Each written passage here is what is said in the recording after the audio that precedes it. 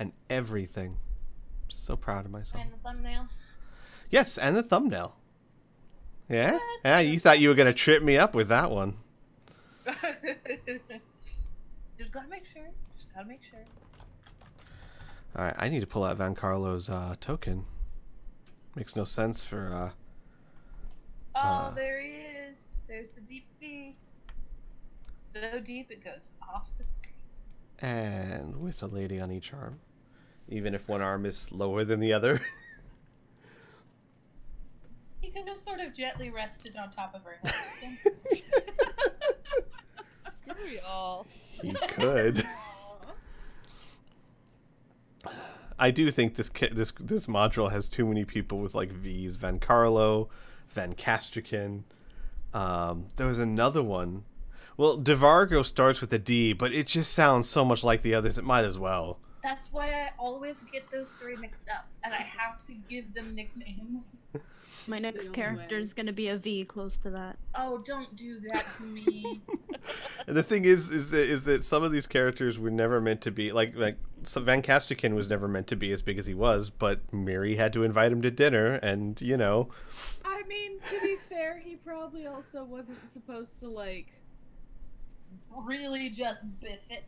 Yeah, I guess the feeling that he was either supposed to survive and be like, yeah, I guess I'm going to jail, or he was supposed to die outright. Like, he wasn't supposed to be like a recurring NPC side character. Right. Oh God! As a side note, Scooty, have you told this new GM about my penchant for adopting NPCs? Here's what I told him. I was telling him that one of the things I really liked about him that makes him an excellent GM is how much work he puts into his NPCs. And we were talking about the group before this and how they just were not invested in the world and the characters he made. And I said, with these girls, that will not be a problem.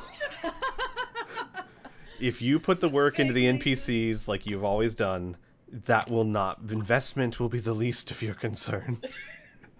You won't be able to get rid of them. Just make sure they don't get a large homestead, and you should be solid. I've already got a boat, dude. It's good. Oh, fuck. We're all doomed.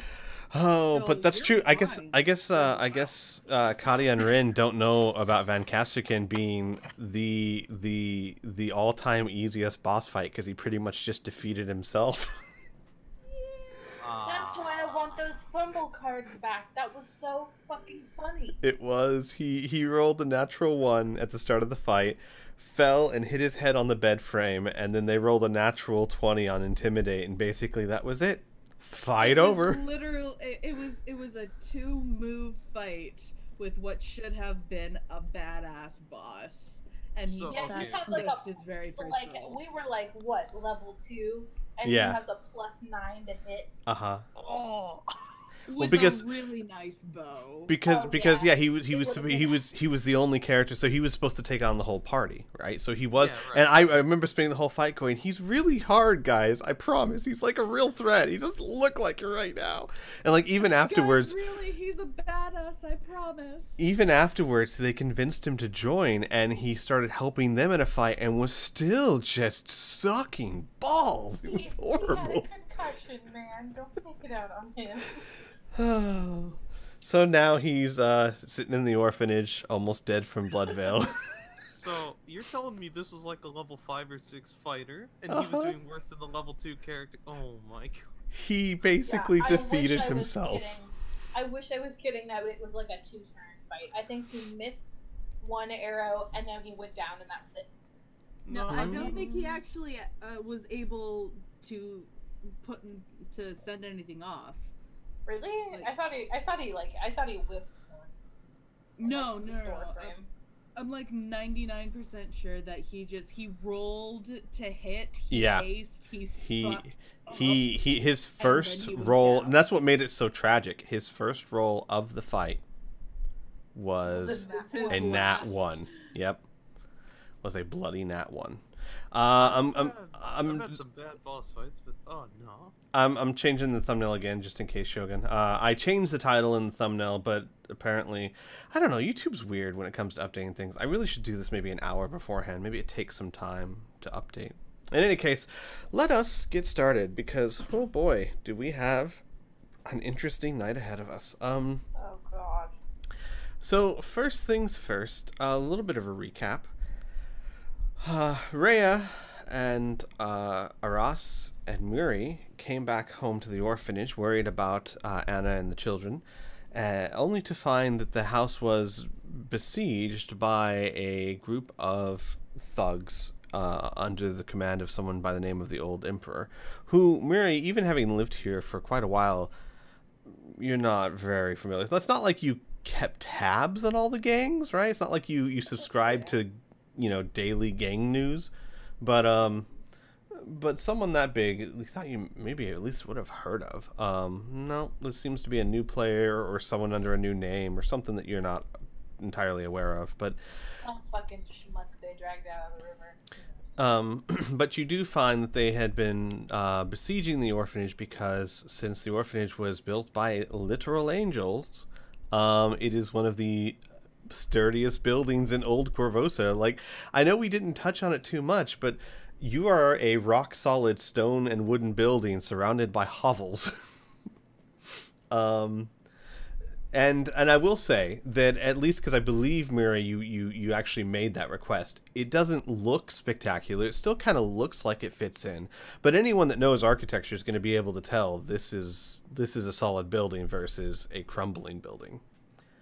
Yeah. Well, just quickly, I don't know if we've already started, but no, it's just fine. as player to DM, I'm not sure if you want us to deal with the Emperor figure first before we leave. Is that a task we need to take on? Like, because my natural inclination as a player is to take care of the problems around me. Right. Probably not your priority when you've got a plague destroying the whole town. Okay. So, and as a player, I don't really want to leave my house just free for the picking. So. Right. But that's what makes D&D fun. You could stay here and defend it and let the Blood Veil take over the town, or you can get everyone out of Old Corvosa. I know. These moral dilemmas. Doesn't mean nothing can't be done. Just means that you're gonna have to get creative or come up with a way, or maybe there is nothing that can be done. I'm not saying that I had an idea. I'm just saying that maybe there's an idea out there. So one person needs to stay behind and help him. Van Castrican.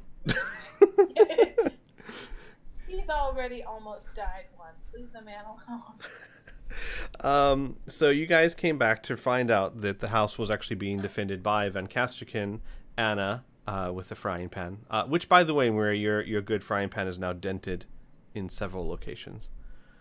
You think she cares? I'm not suggesting that. I am simply pointing out the facts. No, I was like, well, now we match. Now we have a shitty pot lid and a shitty frying pan.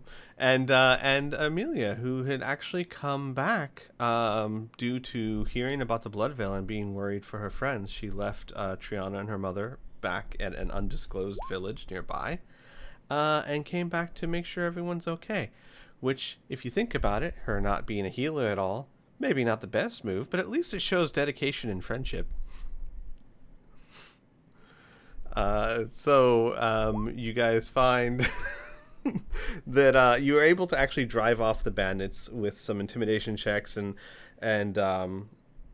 actually really pointing out that Muri was one of the people that killed Devargo, a very famous criminal in this area, and one of the crew actually being there to witness it, or at least to witness Muri walking out of a room and then the whole place catching on fire. So credible enough. They decided to back off for the day, promising that they probably would be back. And you were able to move inside, at which point Anna explained what had happened, more or less. The children were safe and upstairs. Van Castrican had been so overtaken by Blood Veil that he couldn't stand anymore. He basically kept defending the village instead of seeking help. Though, to be fair, where he would have gotten said help is not sure. And the children are all safe and tucked away in the bedroom upstairs. With that, there was some conversation about getting everyone out of the orphanage. Aras and Shala went to go find Van Carlo, who Chrysidia said might be able to help you as he has some resources in doing such a thing. And when we ended last session, the three of you were returning back to Murray's house for dinner, as you had invited him over for dinner. So, there's a couple of things, but I'd like to kind of throw it in your court first. Are there any... So we'll say that this is when Aras, Shala, and Van Carlo are approaching the orphanage. So are there any characters in the orphanage that would like to do anything, or would Aras like to do anything as you're walking back? I'm fine not doing anything. I have nothing to do. Okay. Well, you had mentioned possibly taking a look at the docks. Is that... Oh, well, it's probably past time for that. Oh, well, yeah, I mean, that's true. While I'm on, like, going to Van Carlo's, since he's right there, Mm-hmm. you know, I would like to keep an eye out for, like, where the Grey Maidens are, where Absolutely. So, roll me a perception check. Oh, wait, you mean I gotta roll for that? No, never That's mind. No, I'm kidding. how this works. You know, when I was in the army, a genius gentleman in basic training while we were sitting there for months doing nothing actually developed a role-playing game using numbers in a hat, since we didn't have any dice. And it worked amazingly well. So that's a 15. So what you notice, you're trying to obviously not be very conspicuous. Actually, roll that at advantage, because Shala would be helping you. She would be aiding you. So who knows? You might get better than 15. No. Okay, we'll take the 15. Shala's distracted. You find that there are several docks, and on the docks there are... You're looking at this from a distance, say at least 100 feet away, right? You're trying not to get too close. But the general details you can pick up is that there are some ships left at the dock. They don't have any people in them. Most of them are rowboats. You kind of see one that looks like a smallish trading vessel, and when I say smallish, I still mean, like, you know, pretty decently big.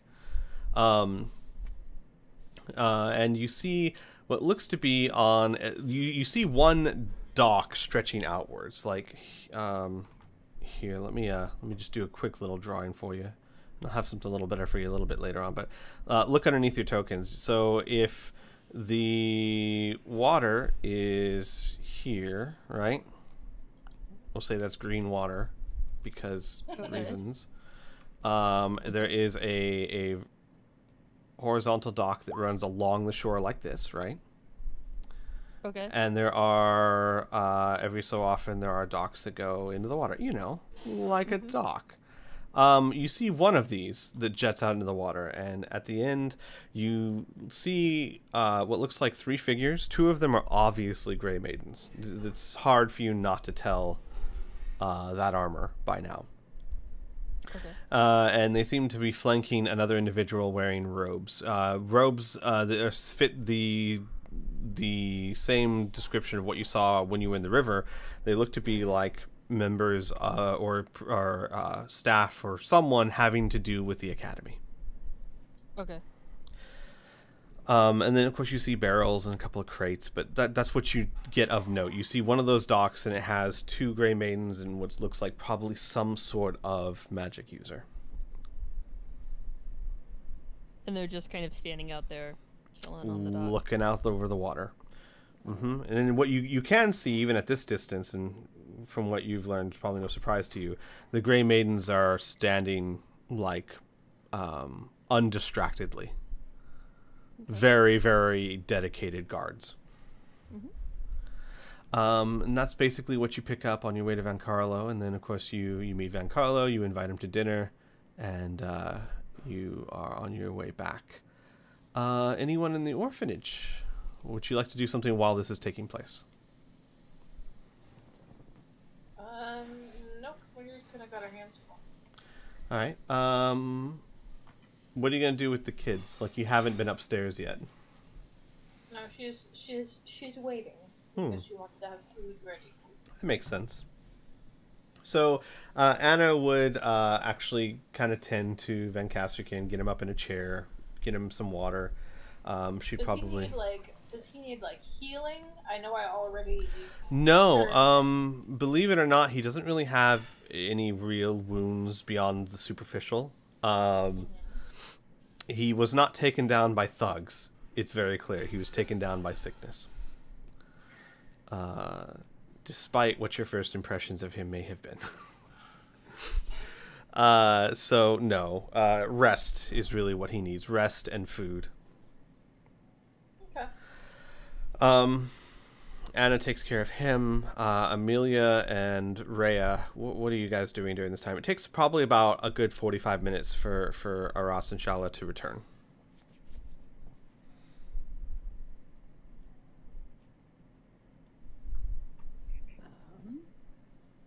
At this point, Amelia's just fidgeting very anxiously in the corner, just not really sure what to do to be useful, and trying not to,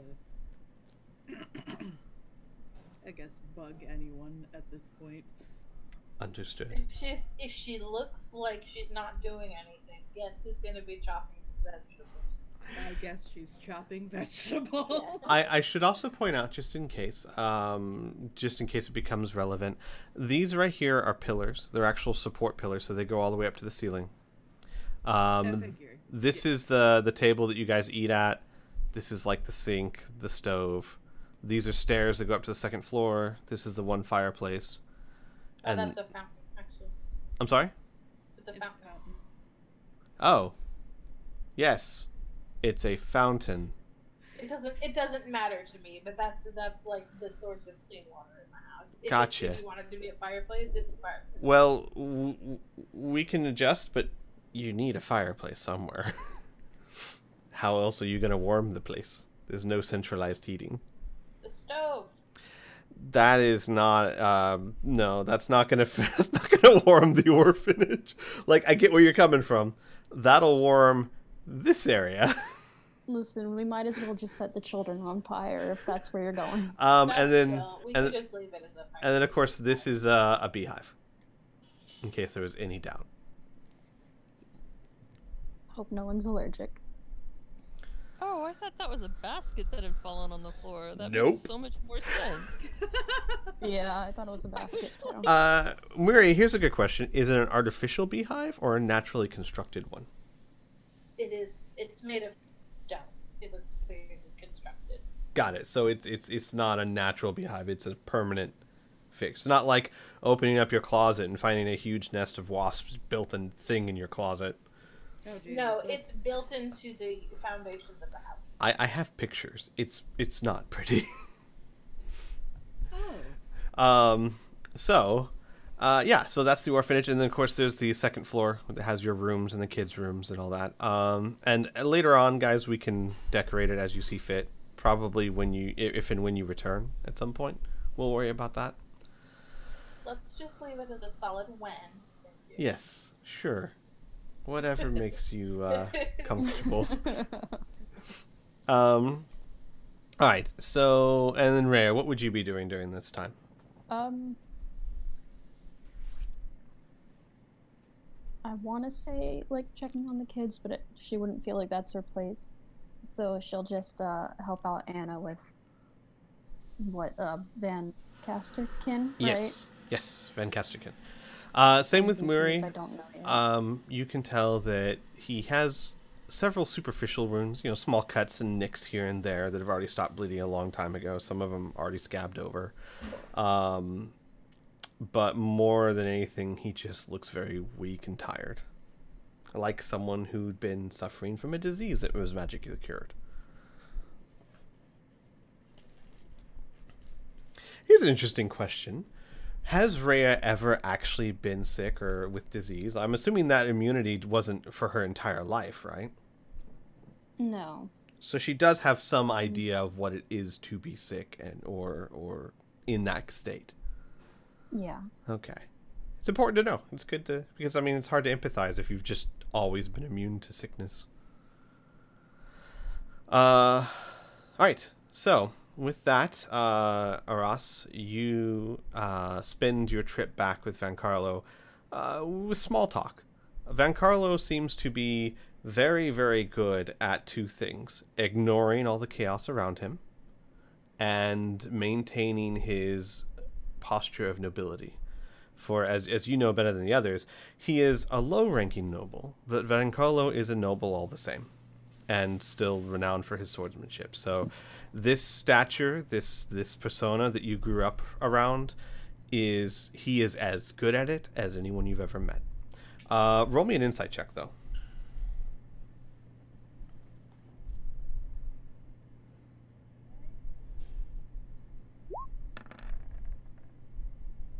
Oh, wow. That's a natural 20. You can see through it, though. You've grown up around nobles. He's good at it. He's good on putting on a show, but that's what it is. It's a show. You see his eyes constantly moving around. You see small twitches on his face, micro emotions. Just seeing the streets like this upsets him greatly. What he is putting on is an act. I'll ask him, are you alright?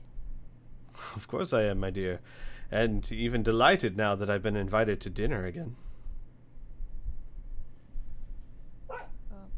Sorry.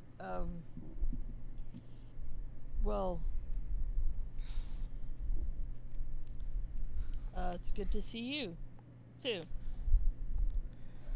Sorry, my dog just came in the room. I understand. It's fine. No, you mean a stray dog passed the street barking at Van Carlo as he passed. Van Carlo says, yes, me as well, though I dare say, and I hope you do not take this the wrong way, but I had hoped you were not in Old Corvosa at the moment. You know us, we can't stay away from a dangerous scene for too long. So I've learned. And then the rest, he goes back to small talk. There doesn't seem to be as many students knocking at his door to learn swordsmanship as there used to be, and how he doesn't mind because it's given him more time to pursue his other hobbies. You find out that he fancies himself quite an artist. A landscape painter. Well, you'll have to show me some of them.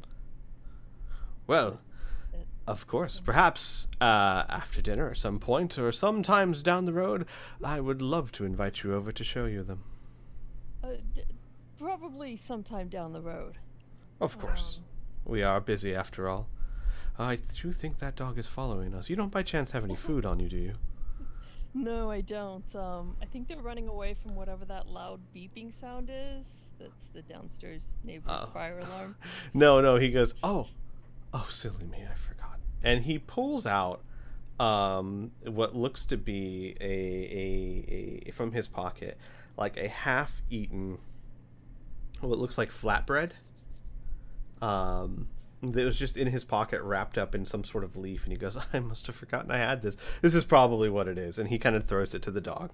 And the dog picks it up and runs away. With that, you continue walking, and you hear from his other side, you just carry on food like that, do you? And well, of course, my dear. One might get hungry. You never know when. A noble must always be able to look unstarving. Shala just kind of smiles, and you walk along. And we'll say that's about the time you reach the door of the orphanage.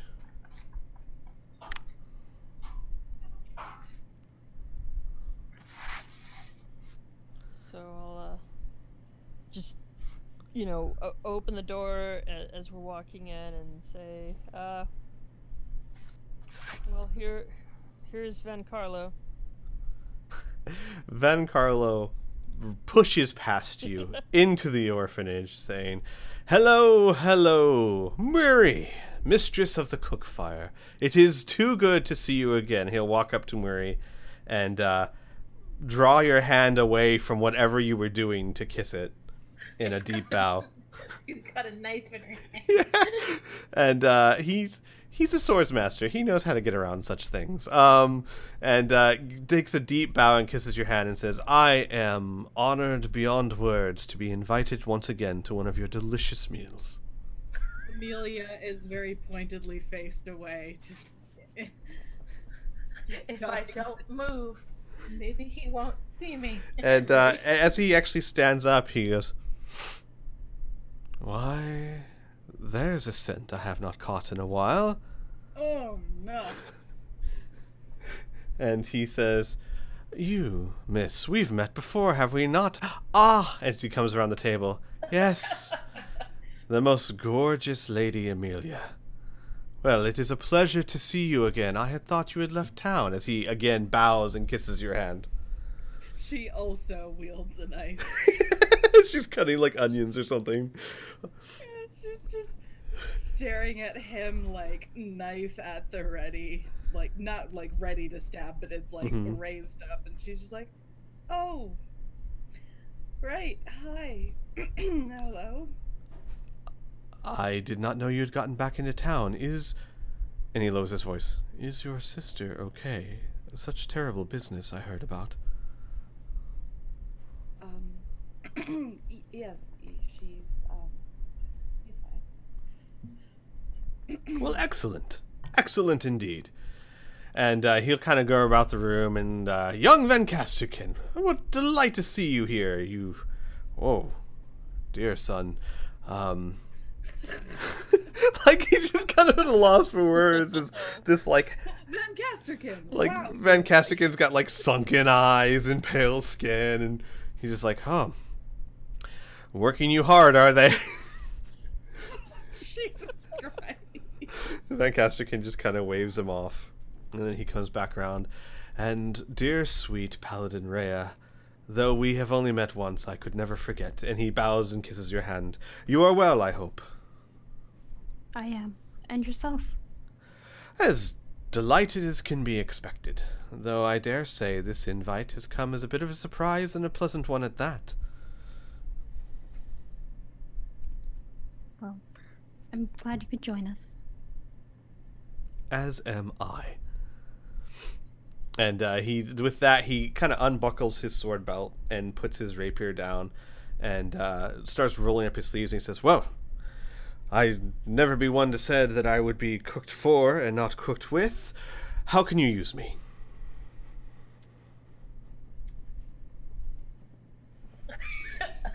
No, Alora, finish the thought. Amelia's just gonna go back to chopping onions. Mwiri will bring him some, like, some fish or something and be like, if you could debone these, that would be great. Absolutely. He is, you can tell this, he's not a cook, right? But he's a marvel with a blade, and he takes the knife and just starts, as if he was like born to it, just deboning them as quick as you please.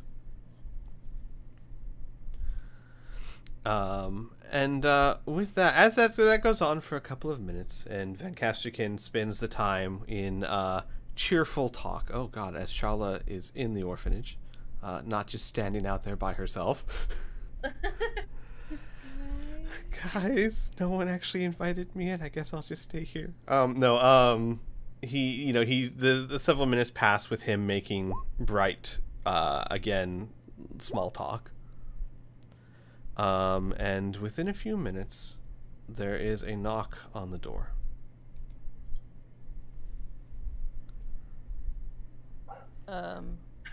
It's that damn dog. The dog followed him. Mwiri has a loaded crossbow in hand. You feed them and they never go away. Sorry, yes, Miriam. Okay, you have a loaded crossbow in hand. Okay, who would like to answer the door? I was gonna ask, are there actually windows? Yes, near of course. The door to look out. So yes. I would like to. I'm assuming they're like right near the door. I will Yeah. look out, and before I open. The door itself would even have like a small, tiny door that you can open to look outside of it. But there are windows on the other side too. Well, Ren, would you like to describe who's there? Okay. looking at her, she doesn't look too old, maybe late teens, wearing like a black cloak, and I would say probably a brown tunic, kind of just cluttered junk, not junk, sorry, gear around like a belt and stuff like that. She has like a spell book at her side, stuff like that. She doesn't look like she's extremely high class or anything. What do you want? Greetings. My name is Farah Reveld. I came to this area, well, I'm investigating the Blood Veil. I've heard about some of the stories around this area, particularly the residents of this orphanage. I was hoping you could offer me some insight.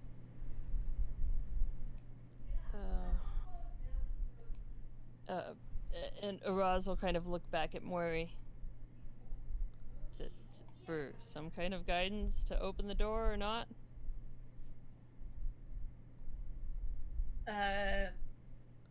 Moira does not let go of the crossbow, but nods for her to let her in.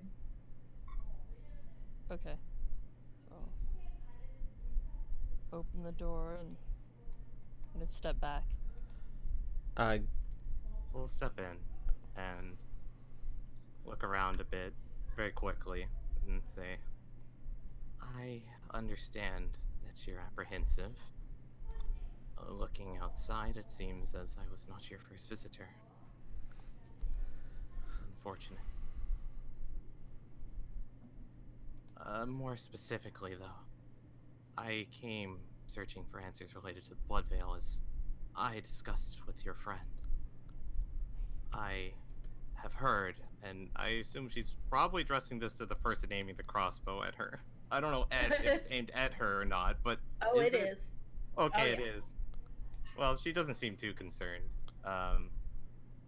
She continues, so it says, I'm looking into the Blood Veil, along with some other investigators that were sent here by the Queen.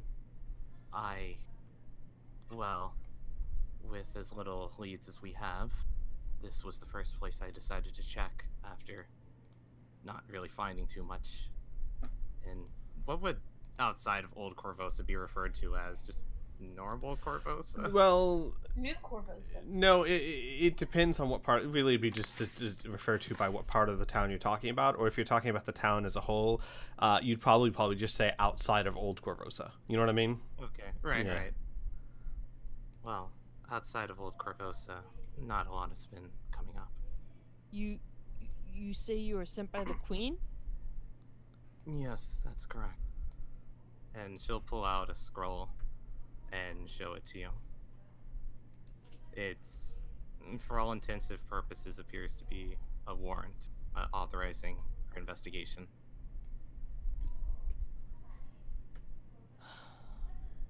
Aras will just kind of sigh and hand it to Mori. Moira will look it over and she'll sigh and say, Well, both of you, roll me a perception check first. okay. I'm going to use Portent. Give that a 6. Okay. I did say that before. It was Yes, you technically did. chat. No, you did. And same with that one. You just used Wow. both of them right then and there. That's fine with me. Oh, They happen to be good rolls, but So, Portent is an ability that this character has that they roll 2 dice beforehand, before a long rest, I believe, and they can use those dice whoops. to change out any other dice that they want at any point in time. Wow. Yep. Okay. So yeah, it looks like I mean you've not seen many warrants in town, but as far as you can tell, it looks official.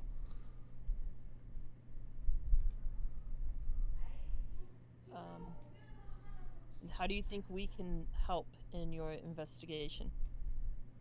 Well, first of all, I need to ask. I am not familiar with all of people here. I've read on some of you. Not you, strangely enough, but I forgot the Alara's name, I'm sorry. Kadal, right? Mm-hmm. Okay.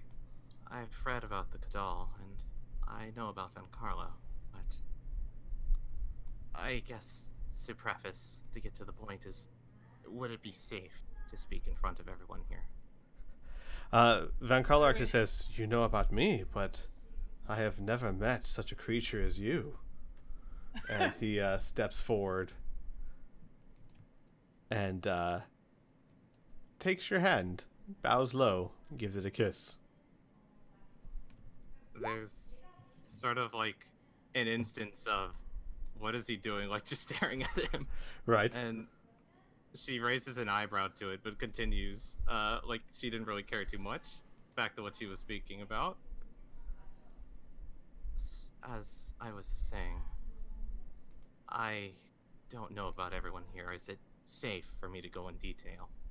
As this would involve matters more private to you. Moira kind of sighs, keeping files about me, is she? Yes, child, anyone who sits at my table is trustworthy enough.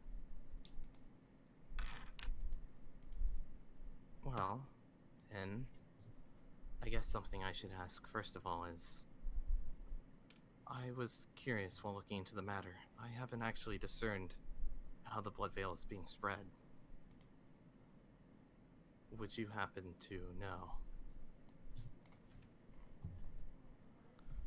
Moira will kind of look over at Aras. She would likely know more than I. I am a healer. I know how to cure it. I know that it is extraordinarily contagious, and that there is a period in which you do not show symptoms but still carry it. Right. And she's pulled out like a notebook. It is writing down most of what you just said. Also, we know that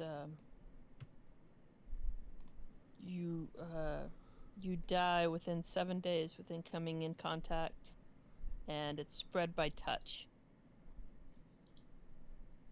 But there's something about it that just doesn't seem quite natural. That would certainly explain why it's spreading so rapidly. That's...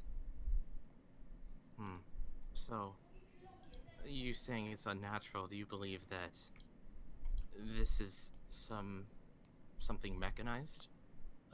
Constructed, not natural, I mean. I think it's something that defies the laws that we know of basic functioning of the environment, and I think it's driven more by magical origins. She stops and ponders on that for a little bit and looks back up to you and says, "That certainly makes my job much more difficult." Well, that...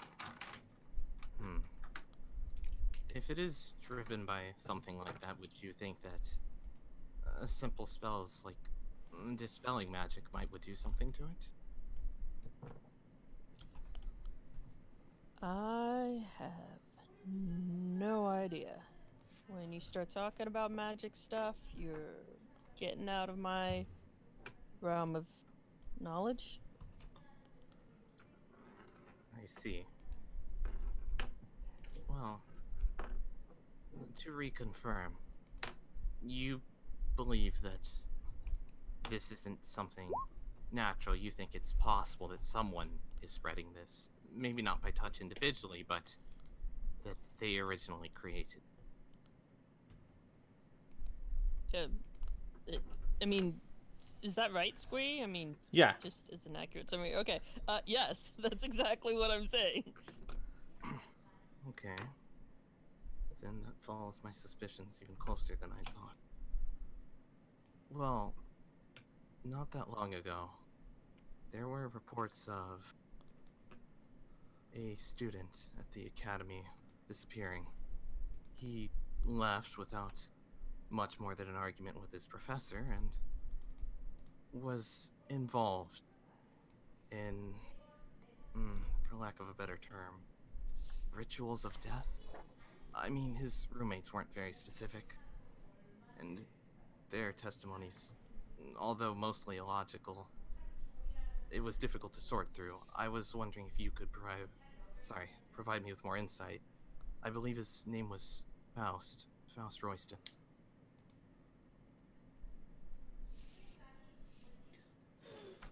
And you know of Faust directly, or? Not directly, but I've been studying potential sources of the plague. It had always been evident to me that there was a chance that someone was spreading this rather than nature. And you think he started this? Well, it is rather coincidental that as soon as the plague starts to rise, he leaves, he splits all his connections. He left the academy, which he had been at for about 2 years. All of his work just gone. He didn't even take that much from his lab. It wasn't him. Oh. And do you have some valediction for this?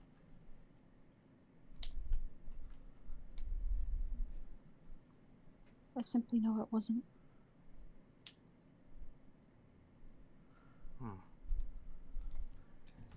Okay. There was a matter of... Forgive me. His mother works, she's the head... Is it the head healer? The Queen's... The group the Queen is sending out that's supposed to be healing everybody.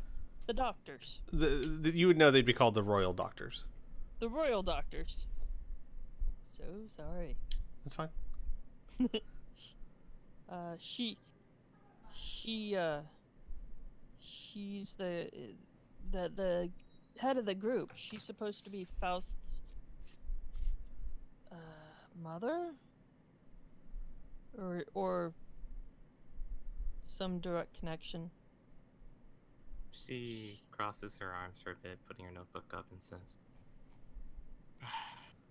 "Unfortunately, with my line of work, I've learned that people can be much more monstrous than you'd like to believe.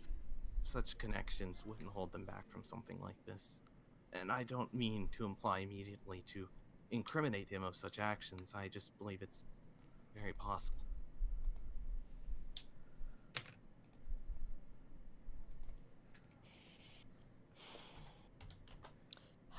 What? So the only reason that you have to think that it was Faust was because he disappeared? No. His deity was one of death and disease spreading. It's rather natural for me to think that he would want to appease his deity of some sort. After all, he spent the majority of his pastime now just at that academy.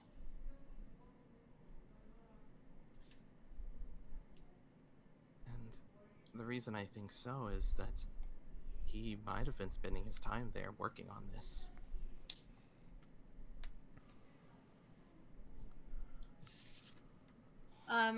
Real quick question, because I had programmed something. Has the book been discussed yet? Nope, It has not. not at all. Okay. Then Weary will sort of sigh and turn away from what she's doing. I cannot confirm or deny whether Faust was involved. I know only that he had fascination with death.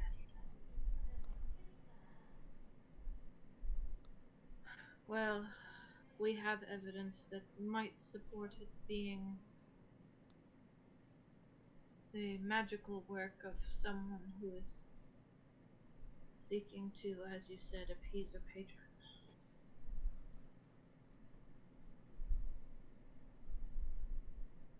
Well, I guess I should ask then. Who would the patron be? What's the name of the plague god? And what's the name of the person whose name was written there instead of it? So it's Ugatha's sacred text and Endazian. So Ugathor is crossed out and Endazian. Is that right? Am I Look at saying that you right? keeping notes. Yep, you are spot on. Okay, it was written above it. And on northern shores of Radal, there was an outbreak of the bubonic plague caused by the cult of Ugathor, led by Endazian. So this isn't the first time. Thank you, Crystal. Mira will say, does the name Endazian mean anything to you? Do I roll a religion check here? Because it doesn't, as a player, mean Yeah. Go ahead and roll me a religion check, please. That'd be a 12. No. You've never heard of Endazian before. You have heard of Ugathora, though. Okay. The priestess of pestilence and disease. Okay. Or the goddess, sorry. Not a priestess, a full-blown goddess. Slight difference there. She turns to look at the floor a bit discouraged and says, "Forgive me, I haven't heard of that name before." And at that, Van Kessler says, perhaps we should all sit? It is, well, your house, of course, Madam Weary, but perhaps not to keep this young lady standing at the door. Is Mori still holding a crossbow to me, by the way? She's lowered it, but she's still holding it. Okay, yeah. She'll kind of raise a hand and say, "Let us eat and then continue conversation. There is no point in ruminating about disease while eating perfectly good food." Her face lightens a bit and she says, "Of course, I didn't realize I was interrupting your mealtime. Forgive me." It is forgiven. Anna, dear, would you call the children down? Of course. And she'll go upstairs.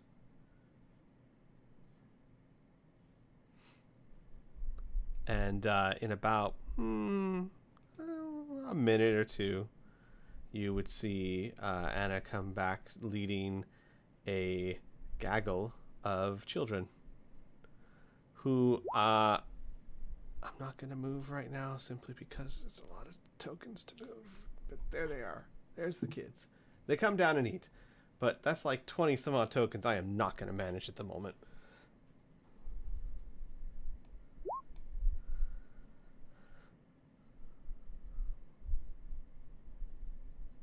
Alright, so with that, you all would kind of crowd around the table.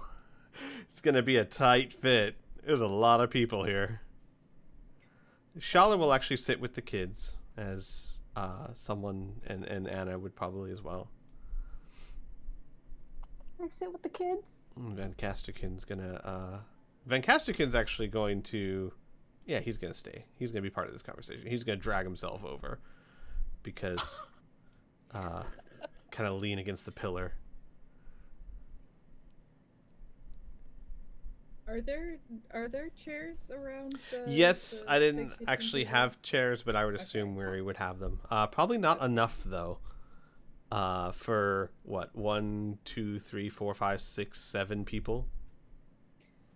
Amelia would insist on sick man McGee over here, sitting his butt down. Van Casterkin. I knew I was gonna get it wrong, but yeah. But yeah, she would insist on him sitting his ass down and reserving energy. If it makes a difference, it's only 6, not 7. That's a fair point. 3, 4, 5, 6. I mean, if anything, there's 1, 2, 3, 4, 5, like 1 on each end and then 2 on either side. So there should be plenty of room, yeah. So he needs to sit his ass down. Okay, he would do so. So, boom. So, fair to say, everyone crowds around the table. Of course, Rhea and Shala, you would have a hard time hearing most of the conversation they have as there's chattering kids around you. By the way, I'm sorry. First things first. The first thing most of the kids do is rush down and hug Murray. Even the problem child. You know which one I'm talking about. I mean, I don't, but I'm sure you do. They hug Murray and say, Murray, oh, it was really exciting. There were lots of people here, and they were trying to get inside, and Letta said that we should all stay upstairs, but I wanted to get a peek of them.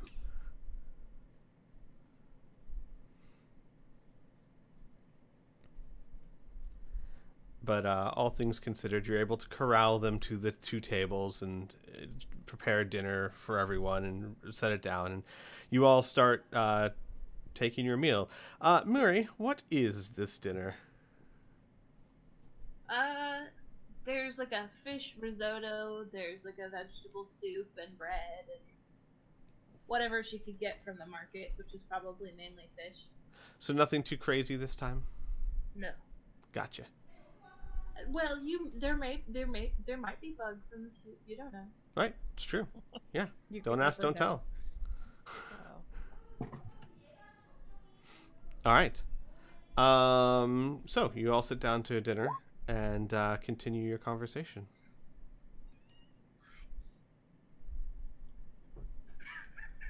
Hold on. Laura, do you need to do a victim okay? Oh my god. No, she's fine. Oh, I wanted to say I was accidentally muted when the kids came down the stairs and hugged me, but Mary will absolutely hug every single one of them. Sure. All right. Even Lily. Even Lily. And you find that maybe taking after her mother, or maybe because her mother maybe has higher expectations, but Letta has started to act as one of the older children, as the child prefect, helping you herd them to one of the tables. Oh, God bless. We need all the help we can get. Does Majenko come down too? Yes, he would. As he flies down, he would land upon Murray's shoulder and he would say, "You were gone a very long time." There's a story there, but that might be best. You did not need my aid. Where we were, I don't think your aid would have been able to reach us. And with that, he kind of like flutters a wing against your feathers, and he says, "Reach you? Did you forget the ritual? I can reach you wherever you go, if you but will it."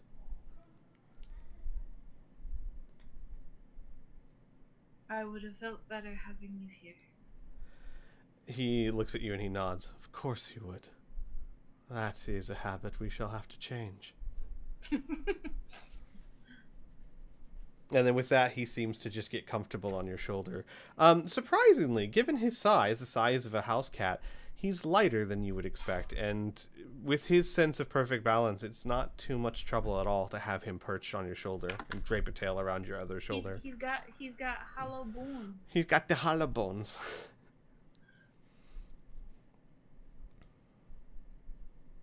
All right, and with that, you all start dinner and may continue your conversation. So she kind of reluctantly sits down with you guys, not wanting to be forced to just stand at the doorway anymore, I guess, actually.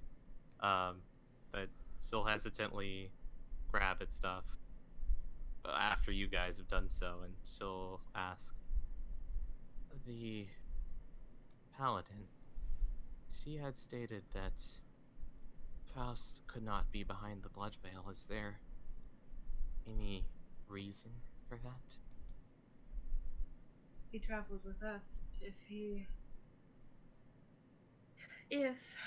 had any connection to it, I believe it would have been obvious to us, though I do believe he still has a room at the academy if you would like to search it. Should you be able to get out of Old Corvosa? I've done so.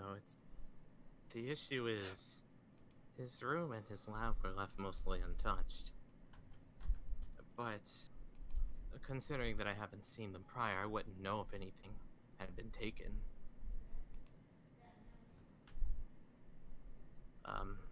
More specifically, it doesn't look like he was in a hurry to leave the place. He was not, since he was very interested in climbing in Pathos. She raises an eyebrow at that as well, and looks at you and says, He did what? He was rather an odd fellow, and I could not chase him out for the garb he wore. He rather made a bit of a nuisance of himself, but if you wish to see what he had on him, you might want to ask the Queen.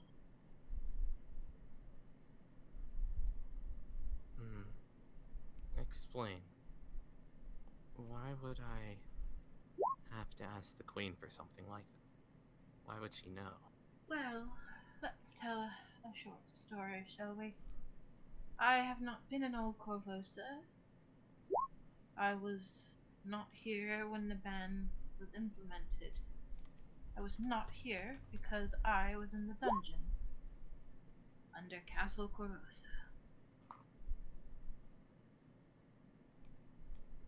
She's paying very close attention to you, listening to everything you're saying. Faust was with us. We About 11:30. escaped Why? narrowly, and Faust was not so lucky. Yeah, I I am am. not sure of his ultimate fate. Are you getting punches? I forgot to give this time. Interesting. I've had to bring with me.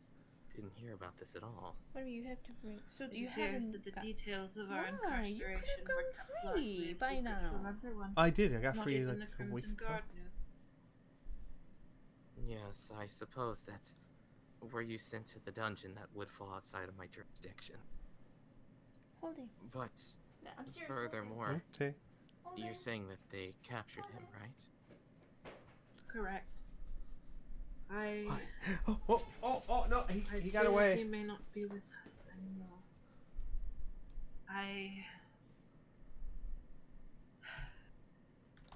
Most of us are content dealing with matters in a way that leaves none harmed or none dead. Faust was not. Well, he did not see things that way, and was rather intent on killing our captors. I told him in no uncertain terms that I would not help him should he choose to stay, and stay he did. Her eyes widen a bit to that, and she kind of tries to look elsewhere. Says, I see, that's... He was traveling with you, though, was he not? Correct. I get that he might have been strange, but why... How would he... Did he just split paths from you? Out of character, what exactly is she asking here? Like, why were Did we he leave separated you? from each other? Yeah. Yeah. He was intent on killing our captors, which I was hoping to avoid. The Queen already knows enough about me. She does not need more fuel for her fire. I was not willing to help him in his quest to kill them, the Grey Maidens who guarded us. I left for our exit route and told him that should he decide to stay and kill them, that he would not have my help. And stay he did.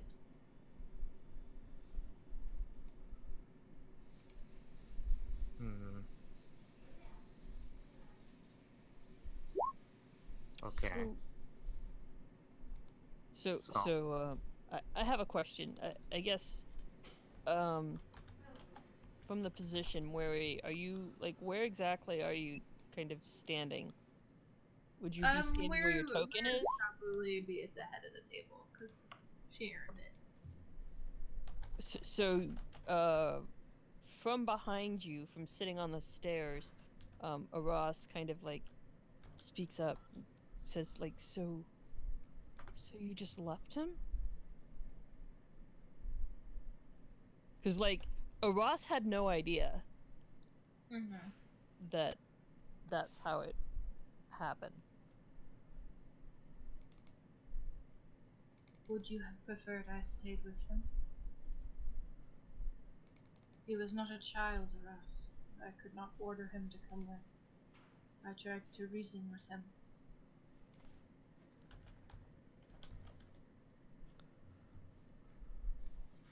If I had stayed, I likely would share his fate, whatever it would be.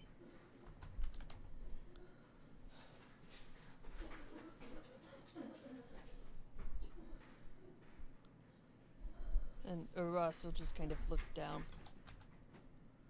You know. My primary concern was getting as many people out alive as I could. He chose his fate, whatever it might have been, and he chose the consequences that came out.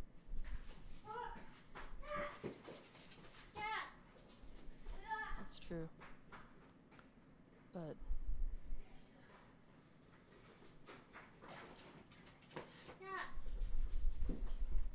it's fine. It's fine. We'll talk about it later. I see.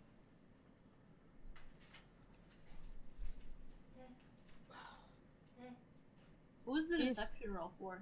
Oh, I'm sorry, honey. I didn't mean to cut you off.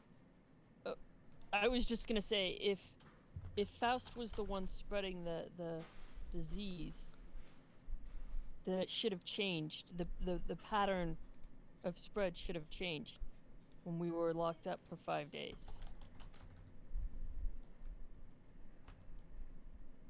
Are you saying that out loud? Yeah, Like, yeah. or just Yeah, I'm okay. saying that out loud to the house guest.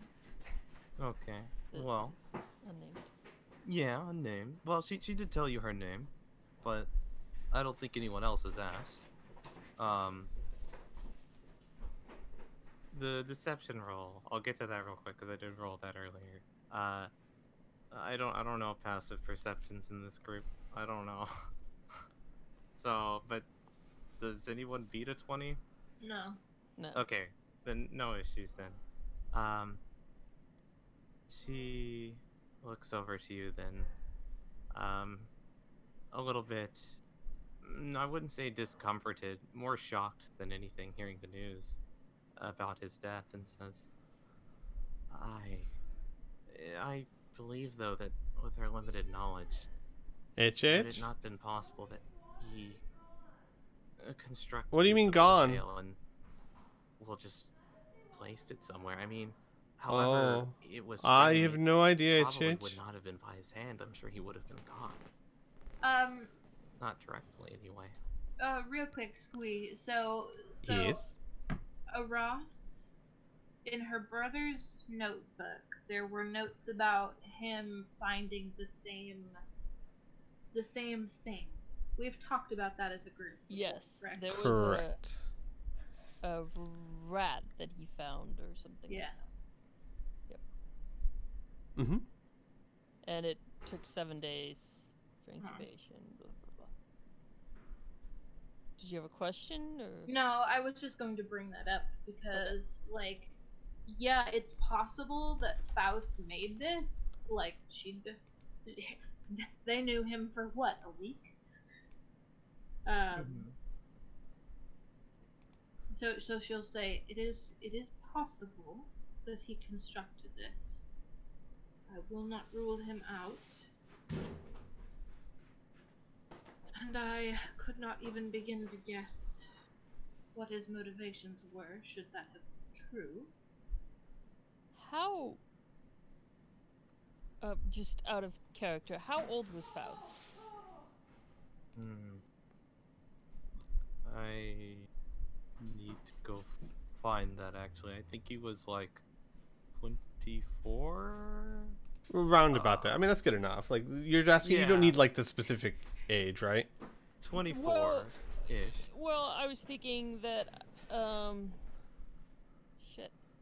How long? Yeah. I get where you're going with this, but Like, I wasn't was he reckoning even old myself. enough to do it? Because, Mhm. like, how long ago was the disease with the rat entry in the notebook? Well, that would have been what Cresselia told you guys about 10 years ago. Yeah. So, like, well, Faust or would've to been- be more specific, it was 10 years ago last time she had heard of that woman spreading the plague in that village. So the rat actually might have been much sooner or much closer to the current time. But it still would have been in the brother's notebook. Correct. So that would have put it a few years back. Yes. Which would have been like maybe, I don't know, 5 years, 3 years. Let's say 5 years. Okay, so is this really the work of a 19-year-old? Do you really think a 19-year-old could create something to so significant to befuddle and all the medical doctors of the town? Additionally, there is the matter of the ship and the book on the ship.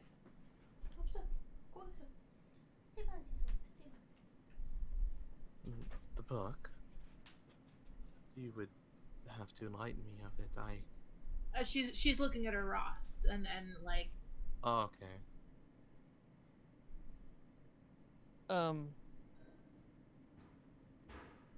We found a book. Oh no, she was just looking to see if like Ross remembers what she's talking about. Oh yeah.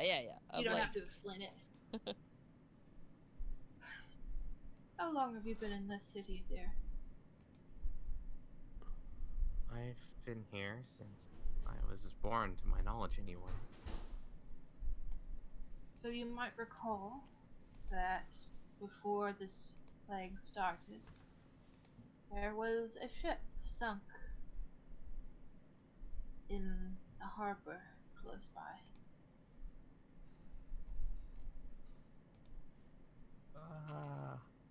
I'm trying to think if she would know about that. Was that like public news?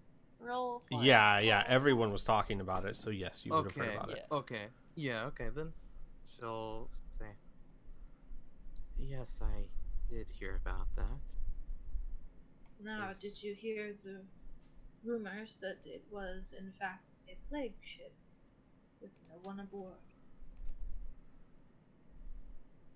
Well, I did, but I dismissed that as superstition.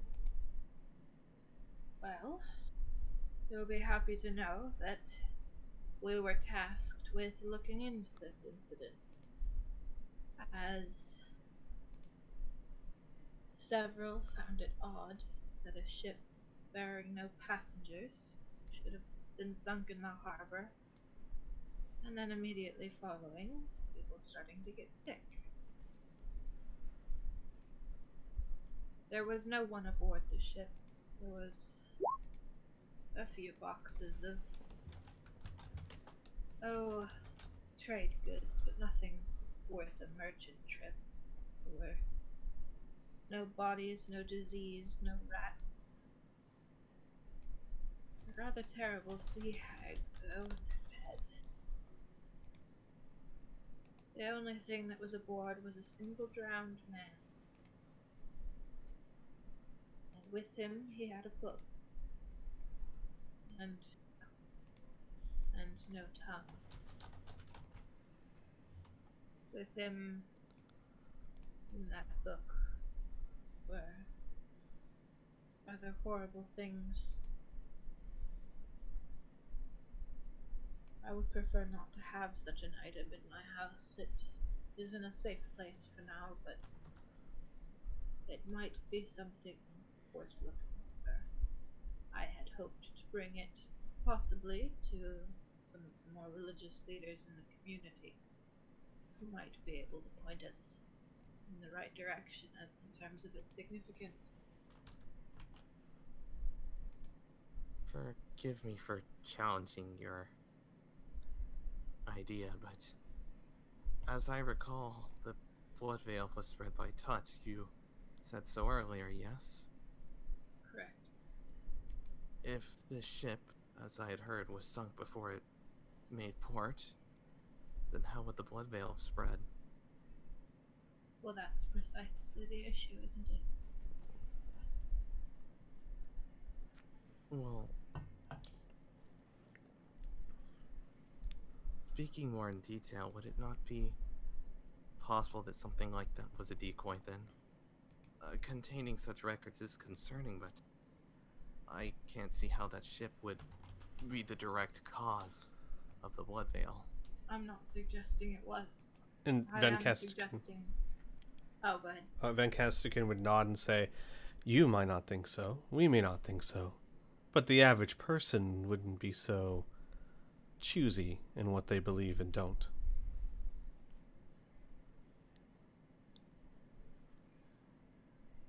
She nods in approval at that and says, "Yes, I agree with that.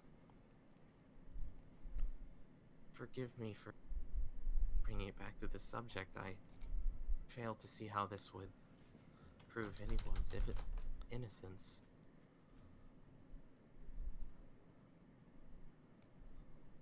What do you know of the god Ugathora? I hate to say such a name in my house. I believe this still goes under my earlier religion roll, right? Correct. Yeah, you're not going to have to roll again. Okay. Yeah, okay. She looks you in the eyes and says, I know nothing, actually. I would be delighted if you could enlighten me. Wow.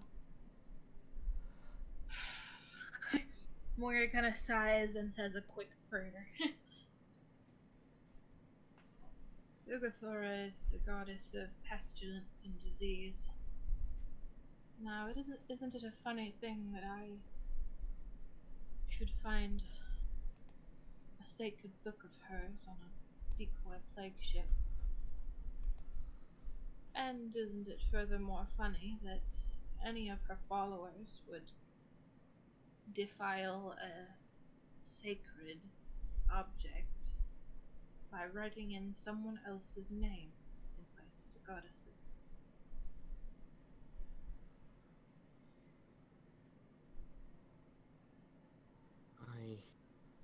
I see, that is certainly compelling.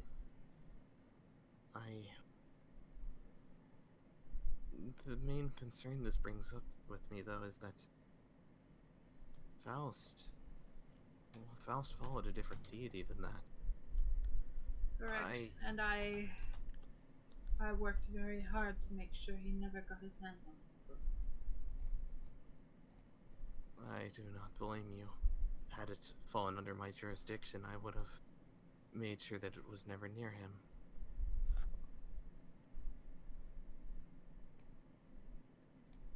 What I can't figure out is still why, other than his disappearance, are you so sure that it was Faust? Well, You did not strike me as a person who could engineer evil.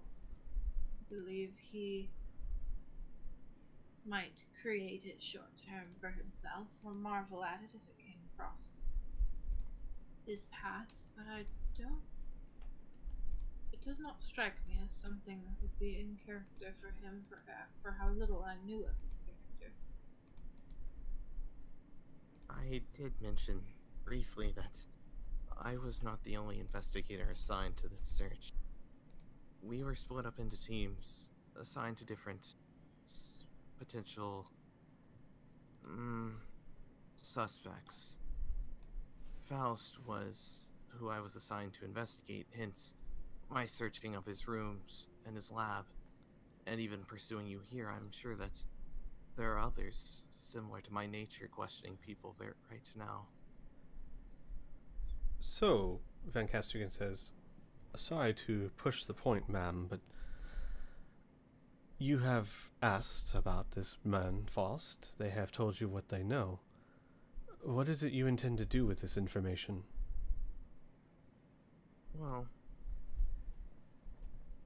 what you described does concern me. If he was captured, then we likely would be too late to interrogate him over something like that. I doubt they would have put the time into it. That also makes my investigation much more difficult. My intentions for this information, however, although I will be reporting it, if you would prefer, I can specify that I came up with this myself. And he kind of leans back.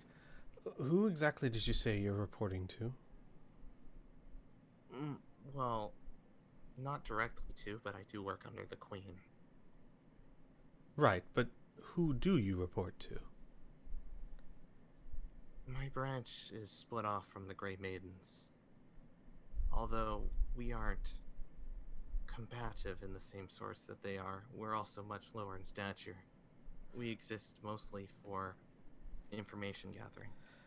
I understand. I'm simply curious, knowing many of the guards, captains, and people of the castle, having trained a good deal of them myself. I'm just curious if I might know, who is it that you actually report to? I actually can't tell you that. It isn't that I can't tell you because of my orders. I honestly take very little allegiance to the Queen. It's just my job. I just don't know their name. Roll me a deception check. And I'm going to have old Van Carlo over here. Huh? I'm expending a point of luck, by the way. Okay. Well, it wasn't necessary, but I gotcha. He nods. I had to make sure. He nods and he goes, that's strange. How do you know you can trust whoever you're reporting to? How do you know you're not reporting to the very people that are making this worse? What faith do you have in them if you don't even know their name? Well, let's approach this from a different perspective real quick. Those that work under the Queen, they do so blindly, faithful of her power, but they don't understand her true motives. It would not be that he kind of laughs. Different to place myself there.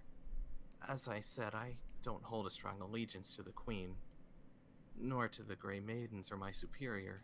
It's just how I've been getting around. People hold allegiance to the Queen, yes. They have faith in the Queen, yes. But the most diligent followers have someone closer to them that they directly know and believe in and, well, work for. The Queen is too, he waves his hand, high up, noble. She's more an idea than a person to most people. So for someone to have such unwavering devotion, well, you yourself said it, you don't. So this is nothing more than a job for you? It would be barbaric for me to relate my job to that of a hitman, as that certainly isn't what I do, but in a way, I'm given a target, and I learn as much about them as I can from various sources, whether that be approaching them directly or not, and She places a hand down on her spellbook and says, that may lead to complications. It is, though, what I do to get around, yes. What do you mean, what you do to get around? Well, you can probably guess that by being here, I, amongst the other Grey Maidens, and I assume some of the casters from the Academy are putting their lives in danger. That being said, were I to contract the Blood Veil, I know I have ample coin to... I don't remember the temple. Temple of... Abadar. Abadar. Yeah. Is that what the... Didn't you say that the Temple of Avadar was waiving their fees for healing right now? For a lot of people, yes. Oh, okay. Yeah, they are, because by command of the Queen. Basically, the Queen's like, I don't care about your money. Or at least the people. It's probably actually more came from the royal doctors than from the Queen herself. Then would I have known that? Because I'll retcon what I said. You guys are still charging for it. Well, roll me an intelligence check. Your character might have cause not to know this. Nope. No, I don't know this. 2 no's in the books, my friend. Nope. Okay.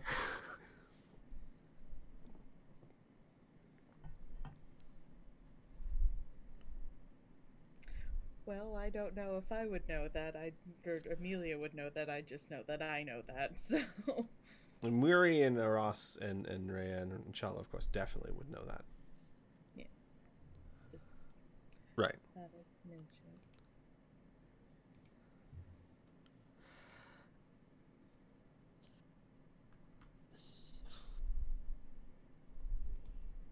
So you're using your job as an investigator to get around the city? Well, that's not the only thing. I mean, simply living. I have read about a lot of people here. It's definitely not the safest line of work either, and it can be very gritty at times, but it pays well. Much more so than most of the commoners here, or even some of the lower nobles at times.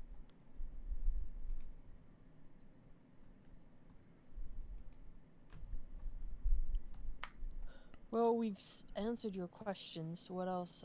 Is there anything else we can do to be of service to you and the Queen? Well, I agree with you that it would be very unlikely that Faust would be the cause of this. If that were the case, I don't see that there's much we could do about it. As my duty entails, I'm to continue investigating. That is until this disease comes to an end anyway. Well, why not? And Van Castican kind of leans forward. You report to the Queen, even if indirectly. Why not ask to question him yourself? Forgive me for leaning on previous statements. I had assumed that he was dead. You said that you feared the worst for him. Yes, but I cannot confirm either way whether or not he is dead. I did not see his body with my own eyes. That's a good point. But even then, I'm sure that someone above my stature would have done so. And I feel that I would be informed by the morn. Then perhaps you might want to ask to see what they deduced. This person that you don't know, what they've deduced, he says, leaning back. It seems to me like your next step in this investigation would be with the Queen or the dungeons. If you're finished, and Aras will start to stand up like she's gonna go to open the door. Like Van Carlo would actually hold up a hand. If I may, ma'am, do you want my opinion? She looks at him. I believe you, Well enough. No reason not to. But I think you're playing a very dangerous game. These are very dangerous times. The Queen is, well, acting in perhaps the best interest of the city, but certainly not the best interest of individuals of the city. And you don't even know who you're reporting to. Not by name. I do know them by face. He shakes his head. My point is simply this. You sound like exactly the kind of person that would take a fall if needed. And you seem like such a nice lady. I'd hate for that to be the case.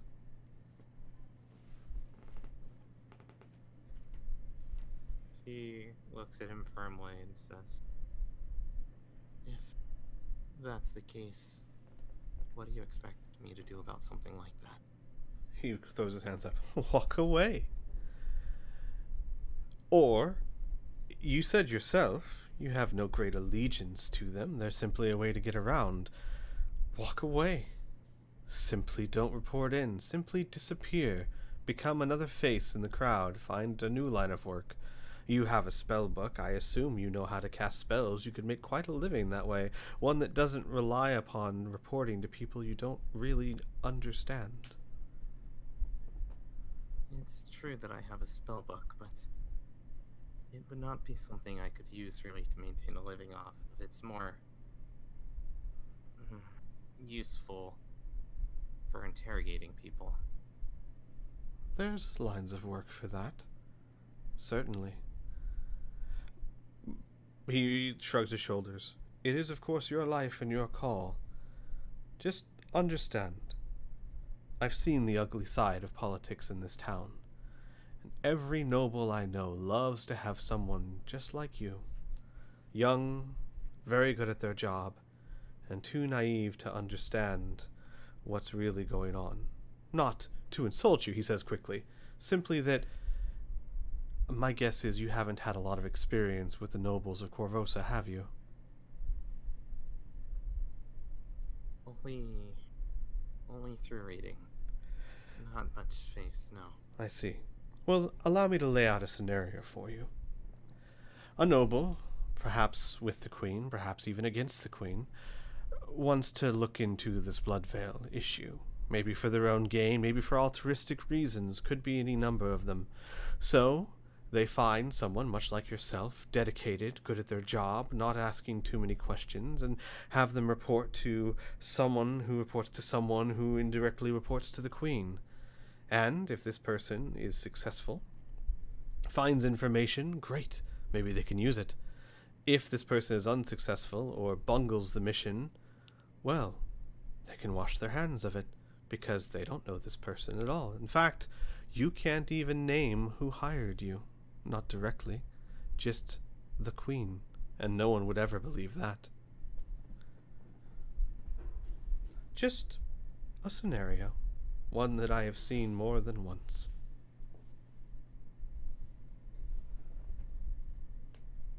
She sits in contemplation of this and says, well, if you really do believe it would be more wise for me to abandon my line of work, I wouldn't exactly have a place to stay or much of my belongings anymore. He would nod. I'd gladly offer you room at my school of swordcraft, but Old Corvosa is not exactly prime real estate these days.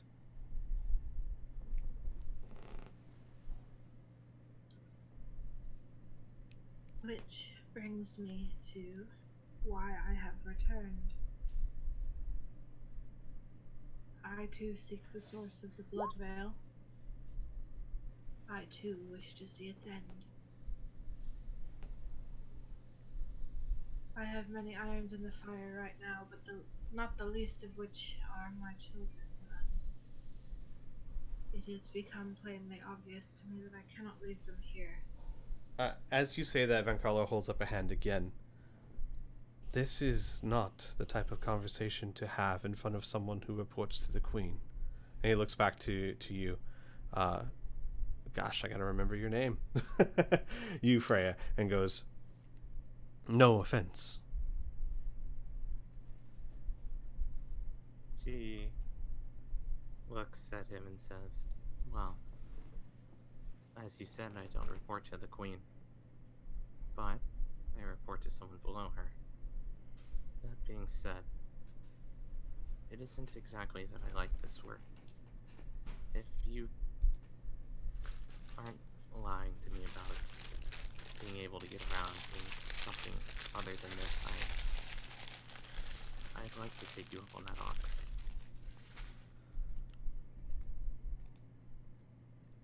He looks at Muri, and then Aras, and then Amelia, and then back to her. My dear lady. And he looks very serious for like, this whole time he's had that kind of noble air to him, you know, saying serious things, but a slight arrogance. But this time it's a genuine look on his face. My dear lady, there are people desperately dying all around you. Can you not think of any use for your talents other than this?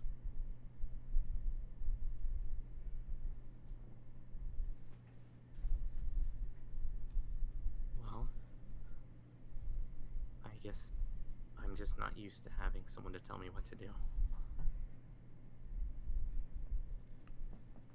So, what's next?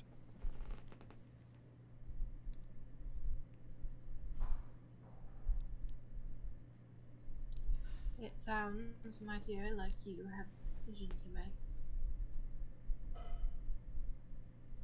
And I have a conversation to have with the rest of the party.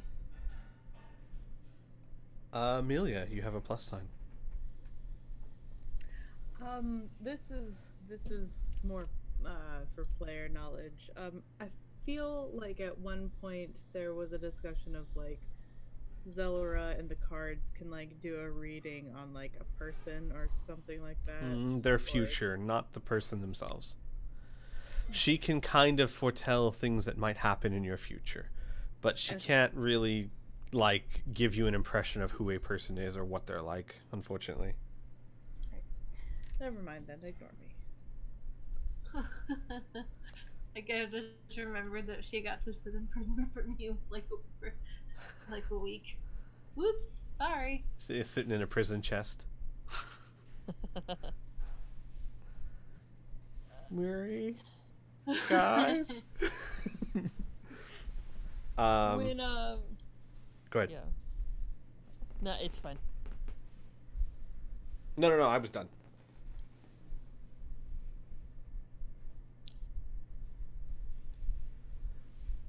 Yeah.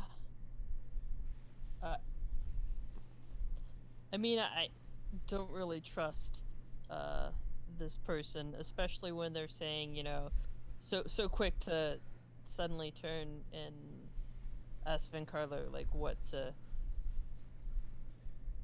next and everything. So Well, I should address, that wasn't exactly a just guaranteed, it was a what would she do? okay. Yeah, no, it wasn't that direct, no.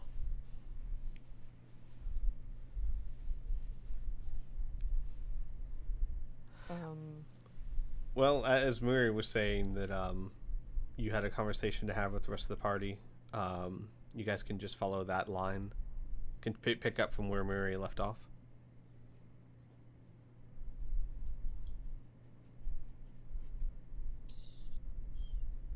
Well, she meant the rest of the party as in excluding this new person. Yeah. Right. So Right. Ross will Sure. slowly kind of start to walk towards the door, to open the door. I mean, we could also take this party to the upstairs. Nope. Nah. Or not. Nope. Nah, I'm not leaving her alone in my house. Thank you. I mean, there's. Well, yeah, okay. Wow. So unless anybody says anything or stops her, Ross is now standing with the door open, saying, "I hope you have a good night." And dismissed. She makes her way towards you, nods and says, Yes, I will. I think. After all, I now have this instilled sense of fear, but that's always interesting to have too. Instilled sense of fear. Yes, the wording of that. He makes it sound like my line of work's going to get me killed, and it probably will eventually. And she walks out the door.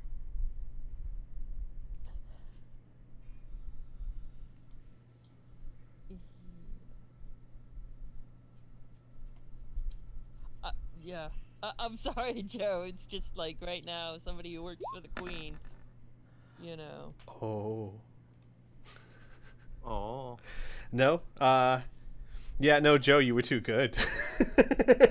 So you leave. I do walk out the door, yes.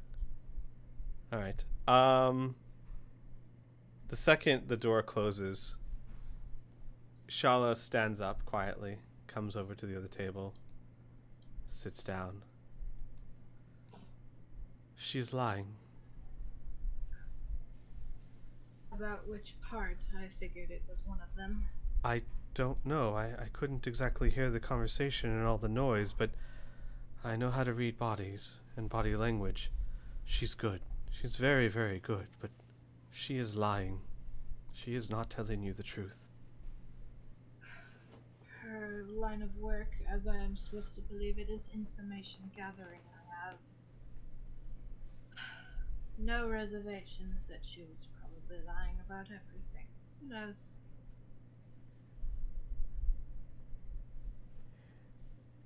She was much too interested in Faust for whatever possible reason.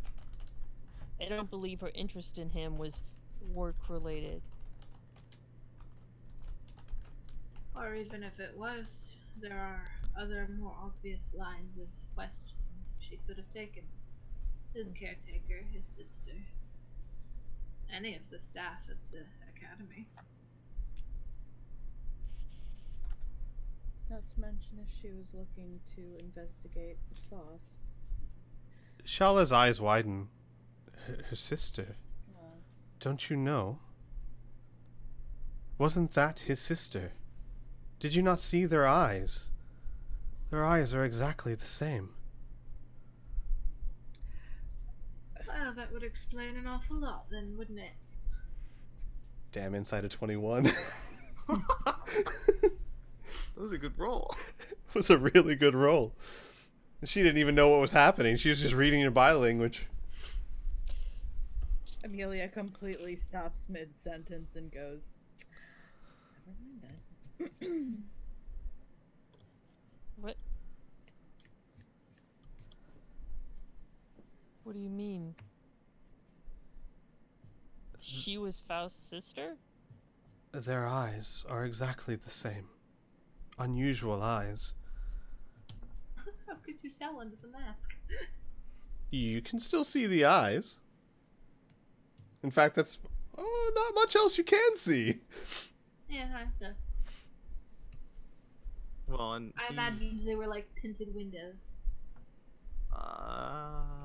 I mean, you guys would have seen him without the mask on at times too. It's Yeah, she had to When eat. you were in jail. Well, Yes, no, exactly. yeah. Oh, you mean Faust? Right, exactly. He removed his mask for that whole time, so you would have spent 5 intimate days with Faust without his mask, just passing around the Please blood don't veil, use that word to- passing around the Please blood don't use that veil. word. And Shala would say, well, part of bard training is reading people, their faces, and I'm sorry, I thought you knew. Perhaps not sister, perhaps, well, given the age, I can't imagine who else it would be. It couldn't be mother or daughter, and cousin seems possible, I suppose. But I'd be willing to bet my violin that they're related.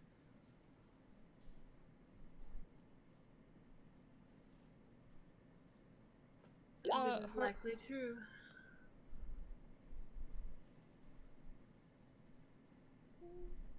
Oh, go ahead, please. What was her name? She introduced herself as Farah. Farah. Farah? Yeah. Okay. Do you want to spell that for him for their notes, or? There you go. Okay. So, Aras will kind of look out the door. We'll throw the door back open and see if she's still out there. If she can see her down the street or anything. I mean, I doubt she was walking in a very brisk manner. I don't know how. What was this, like a conversation worthy of 60 seconds? I think it was less than that. Yeah, but I'm saying, even at that point, you could probably still see her. I mean, she's not running. So then I'll yell out, you know, Farah.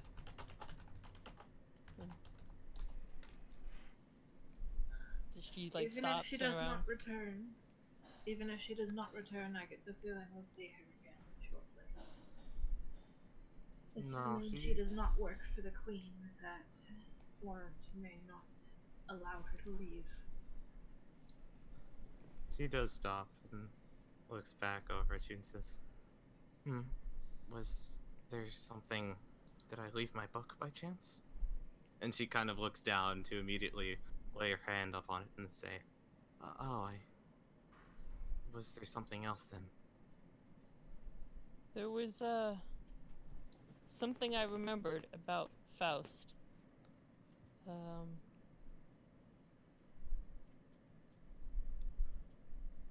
Could you come back inside for a minute? Yes, I could. While you're doing that, you sorry, I'm weary. You see, and Amelia, you see Shala like to Van Carlo very quietly. Did I say something wrong? And Van Carlo says, no, dear, of course not. Just not as observant, I suppose. Amelia's just looking around like, I don't fucking know who this person is. I don't know what Yeah, you never met Faust. Oh. Well, I would like to say it's pretty fair for me to make the insight check since you just asked me to leave basically by opening the door. Yeah, absolutely. Make the insight check. Yeah. That'd be an 11. Aras, you're not really. You are using deception, kind of. I'd roll a deception roll there. It's not that you remembered something new about Faust. Yeah, you believe her for the most part. Maybe it's a little odd, but maybe they just forgot something. Yeah. Well, she'll start to make her way back and say, wow, I see. And she'll be standing at the doorway and say, is there more detail to your description then?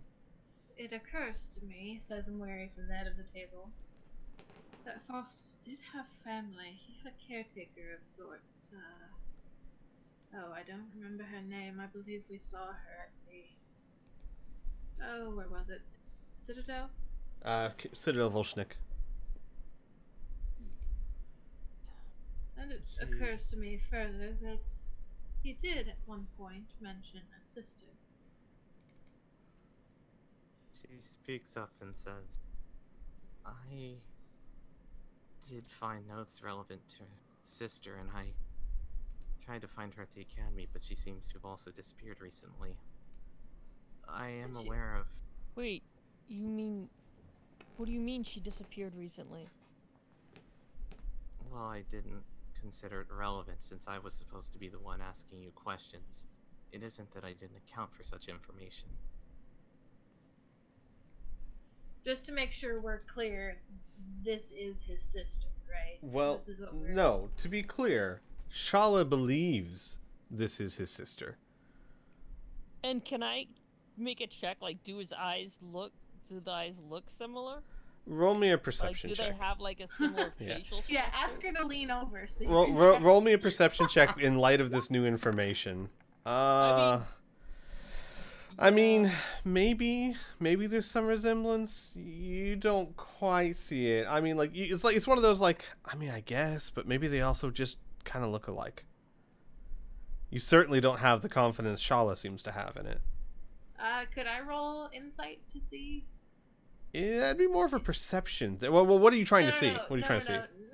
Not to see the resemblance. Mhm. Oh, I don't think it really matters either way. I was trying to roll insight to see if she like is lying about her sister disappeared thing, but either one would work.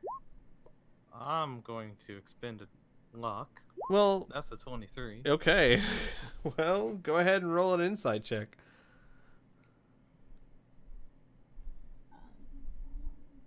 Hope you get a nat 20. No. Oh. No, as far as you can tell, she's telling the truth. Actually, that wouldn't even really be a deception. Well, But still, we'll go with it.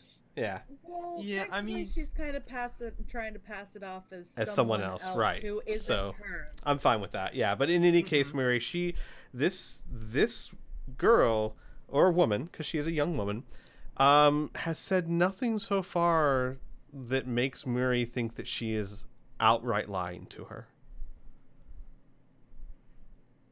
Would Amelia be able to do an insight? Absolutely, yeah.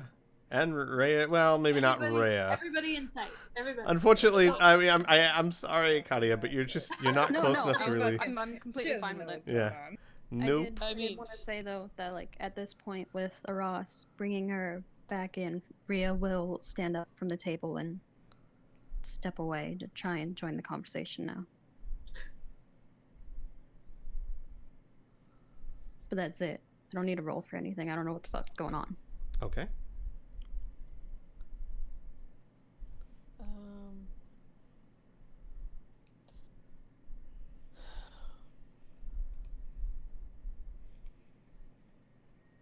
You said that she disappeared recently from the academy? She just up and left the same as Faust? It was a day later, but that's what I've heard from those she was close to there. I do know that they had have, I guess I should say, a stepmother. I believe her name was Dr. Raylan. She's one of the royal doctors. But I haven't been able to reach her. Interfering with her work would be, well, not something that falls under my jurisdiction either.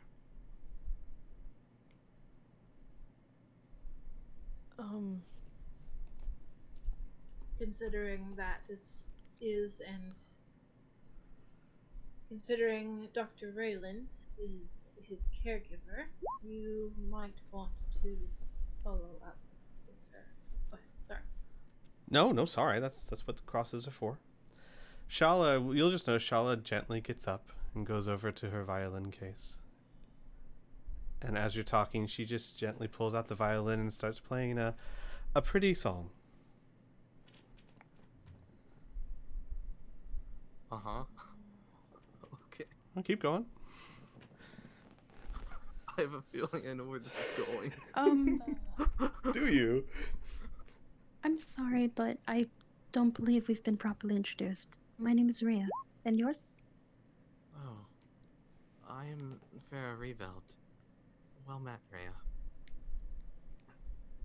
Yes.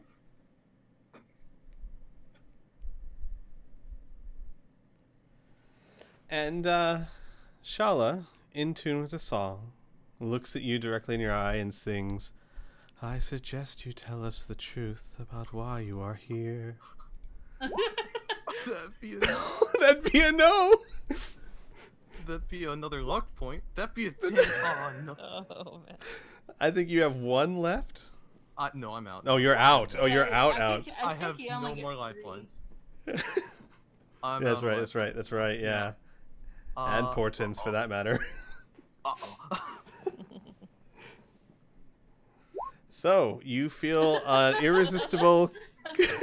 You feel an irresistible urge to suddenly tell them the truth. Believe it or not. That's Okay. new. You can see that she kind of sighs and says, "Oh, yeah, I guess I didn't account for something like this." You know, actually, that's a good point. Roll me an Arcana check. Oh, I assume she would know because it's one of her own, but I'll still roll it. Yeah, definitely. Because the thing is, it does muddle your brain a bit, so I wasn't going to make it a hard roll at all, but there'd be a chance you'd be so enthralled in it. But no, you know exactly what just happened. Doesn't change the compulsion. Yeah, I get that. No, Yeah. I'll oblige to the compulsion. Sure. So,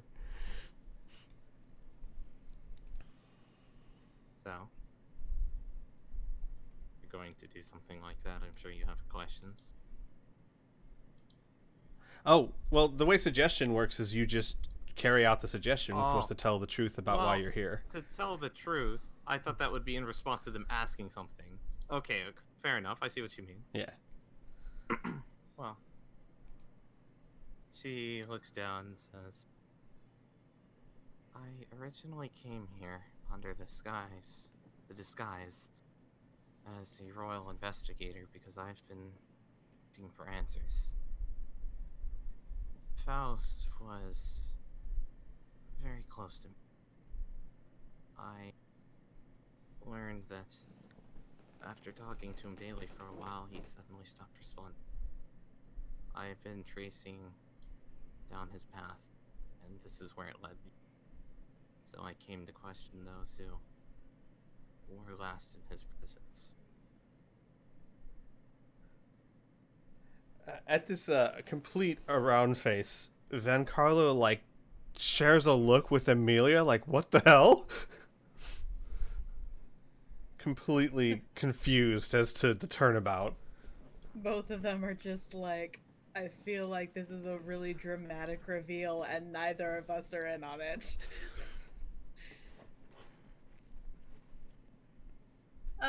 Should the rest of us roll Arcana checks to see if we know what just happened?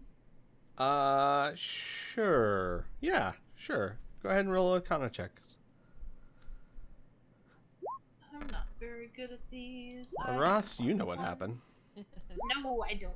Rhea, not a clue. Murray, not sure. As far as you know, well, okay, I will say this.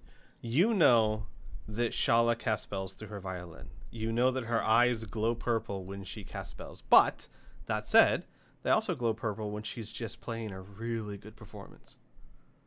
Well, So- and I don't know what spell she would cast. Exactly. So But I don't Aras, use suggestion very often. Aras, you know this spell. You know what just happened. Amelia, you too. You know what just happened.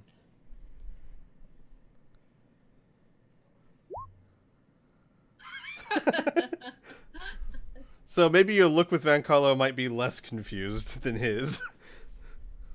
Well, only the fact that she knows what spell just happened. Everything else is still like, this Right. feels very dramatic and anticlimactic at the same time. Well, to be fair, this whole great lie I was constructing was ruined by one second level spell. It's okay though. No, technically it was ruined by a really good insight check. Had she not made that, you would have walked away. Fair enough. Yeah. Fair enough. Well, she kind of looks around the room and would there be any reason I shouldn't investigate something like this?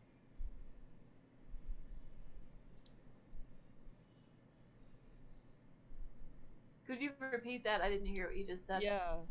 Sorry, she looks around the room and says, and is there any reason I shouldn't be investigating something like this? No, child. I am only saddened I cannot tell you for certain if his trail has ended here.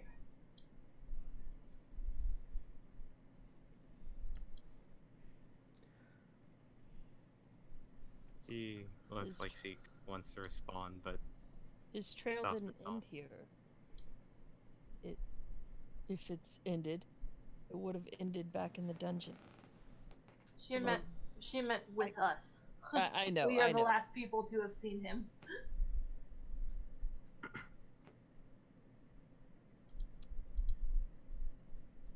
she But why wouldn't you have told us? Why wouldn't you have been honest? Is she talking to Mwiri? No. Oh. Yes, about everything, Murray. Come clean. Farah, like,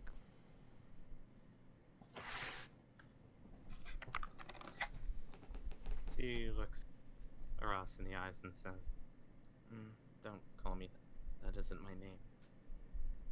My name is Freya. And yes, I am his sister."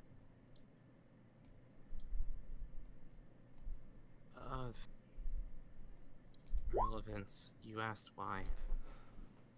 Well, whether it be my own anxiety or fear that you wouldn't speak to me truthfully had I come on those own terms, you see.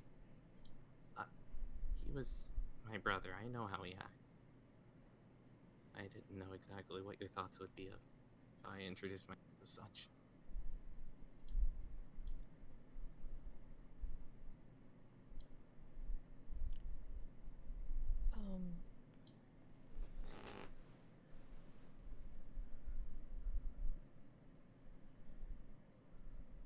well, you would have gotten definitely a different reception. That's for sure.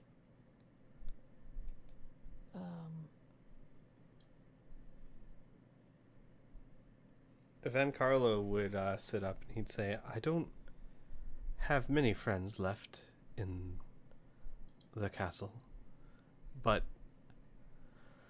I can ask around and at least find out the fate of Faust, whether for good or ill. You may have a hard time with that if Cressida was not even able to find out where we were. Cressida, and he kind of looks at his hands, is a wonderful woman, bound by a lot of rules that I'm not, and not in the favor of the Queen lately. Whereas, well... You are, I think. He shrugs. Van Carlo, the humble sword master who trained, well, her old guard. Can't say I ever trained any of these gray maidens, but, he has no reason to draw her ire. I think between you and I, it is a very good thing that you did not train them. Well, I suppose you're right at that. So, he kind of stretches. The night is growing long. I believe we have very important matters to discuss. The question is, what about her?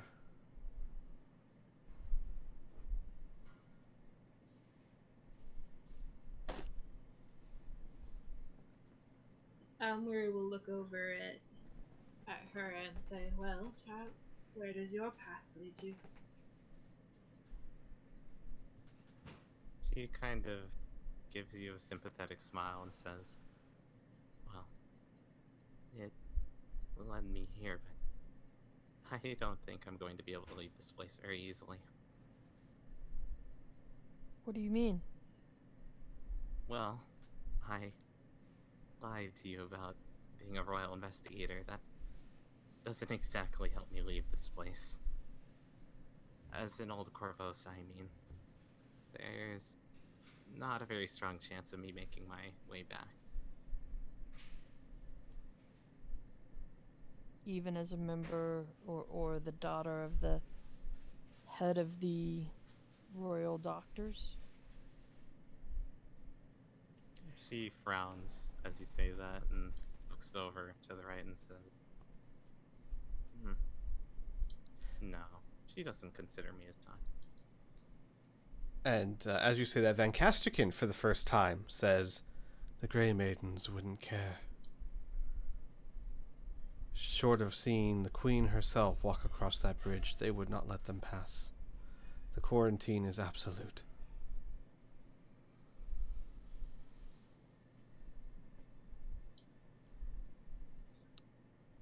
Well, then I'm afraid we'll have to find another way. As to that, said Van Carlo, Is it safe to assume that that was one minor reason for inviting me to dinner, other than my charming company? He levels will look at him and says, "Will you turn us away?" Quite the opposite, in fact. It is fortune that has brought you to me again. But he kind of looks again at, well, she said not to use that. Did you say your real name? Yes, I did. Okay. Looks again at Freya and goes, but, well, what I'm going to say, and he'll stand up and look directly at Freya, means directly opposing the Queen and her quarantine and her guards in such a manner that those involved could be caught and hung. If that is something that upsets you, perhaps it is time we bid ourselves each other farewell and wish you all the best. She looks him in the eyes pretty seriously and says, I'm not exactly a stranger to acts like this. I was lying about being a royal investigator, but I was not lying about harboring no allegiance to her, nor to Grey Maidens. Honestly, with her installation, I'm more worried than anything.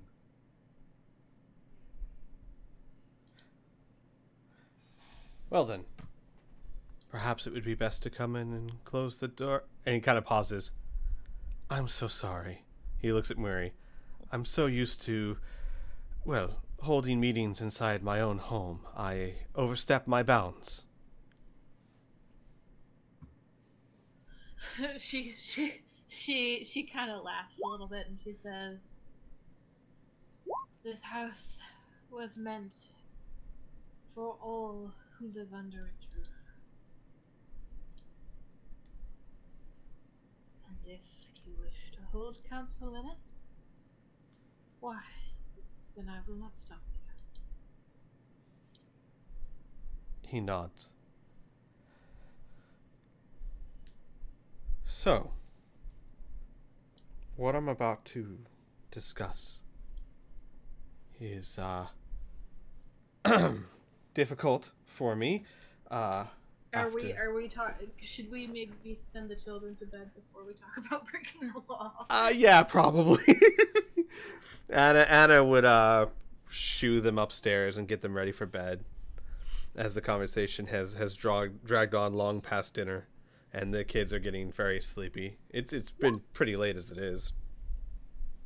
And as Anna's upstairs taking care of the kids, Van Carlo will kind of like he seemed all for this, but now that the time has come, he's kind of hesitating. We'll bring everyone inside, of course, and have everyone. Actually, he'd probably move this to the bigger table so that everyone can kind of have a seat.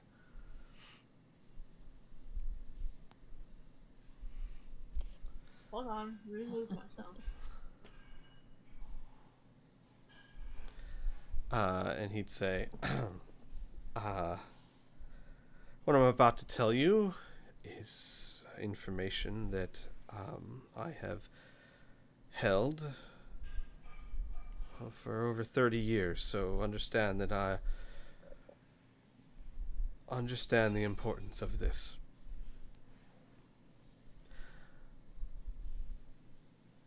I have two faces, you might say.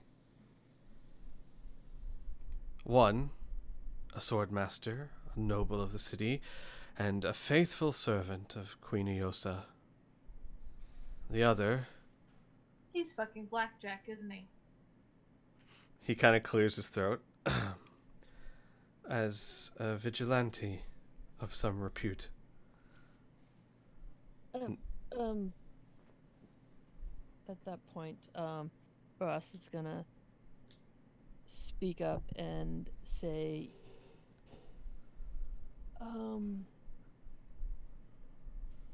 Shala, Yes? Can you go check on... I thought I heard something upstairs. With the kids. Why are you shooing her away? Can you go check on Anna? Shala looks at Ross and looks back. Her eyes are like shining. And she's like, I'm so very sorry, Ross. I would not miss this for the world. Well. Okay. She's a bard at heart. I know. I can go if need be. Weary laughs and says, stay. I had wondered why Blackjack was so woefully unprepared. Actually, I'm sorry. Let me be fair about this. Roll a persuasion check.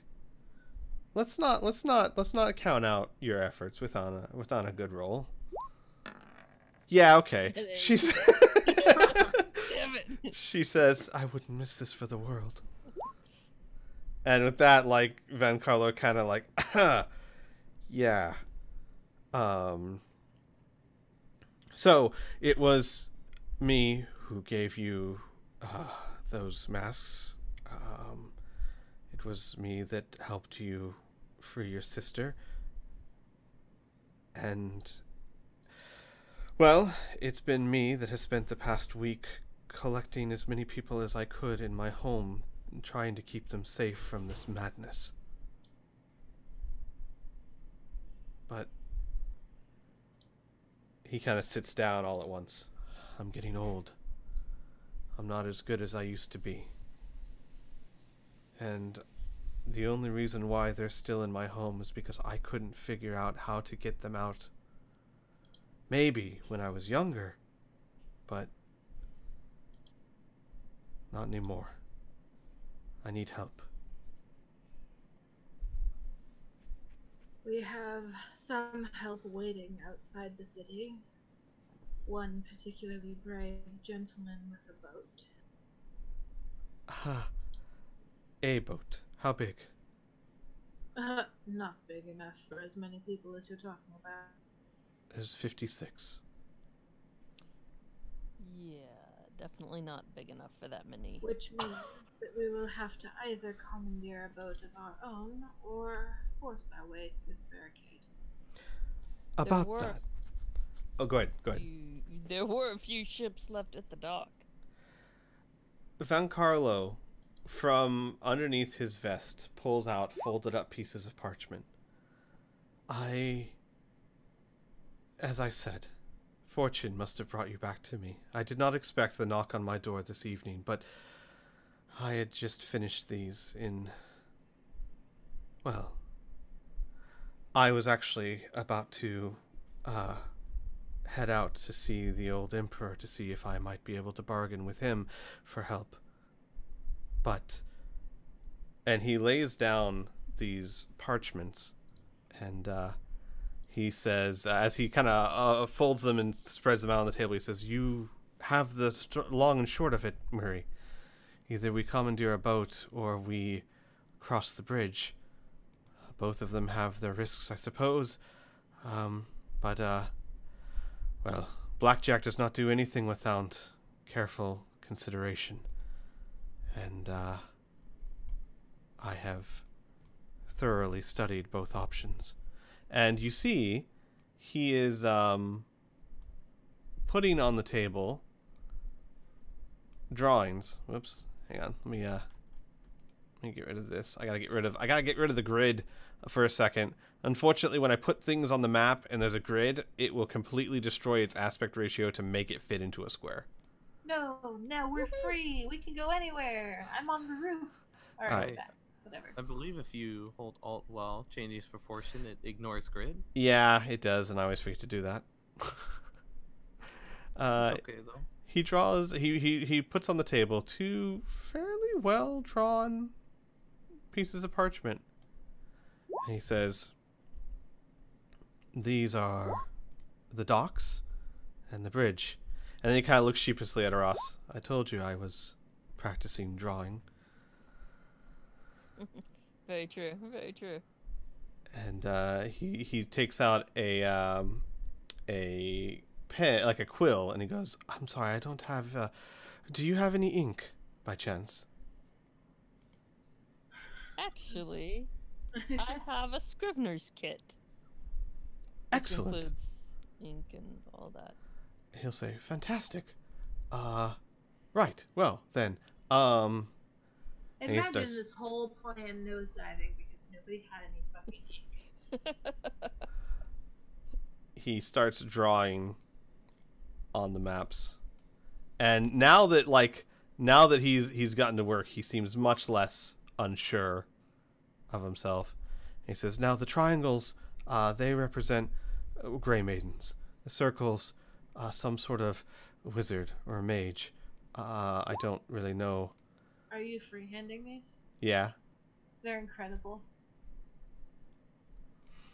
Mouse work. As he writes this, he goes, if we were to go to the docks and try and leave by boat, we would have, well, anywhere we choose, given how far spread out they are, 3 docks to contend with. And that makes 6 gray maidens and 3 casters. Very dangerous. There are more casters on the docks because they need to be able to sink the ships at sea. And there is also boats there that the gray maidens can use to pursue if needed. On the bridge itself, it is more protected by stone walls, made by the wizards there. At least one of them is very talented in stone crafting. And he Quick can... question. Mm-hmm. How many of us can cast silence? That might be useful to have if we're either way. Let me check. I know I can. No. Not it. Is that a first, second, or third level? It would be second. Yeah. Nope. I can make my gun silent. Well, that's Uh, pretty Don't good. think that. Nobody else has silence? Not even Rhea? Really? I have calm emotions.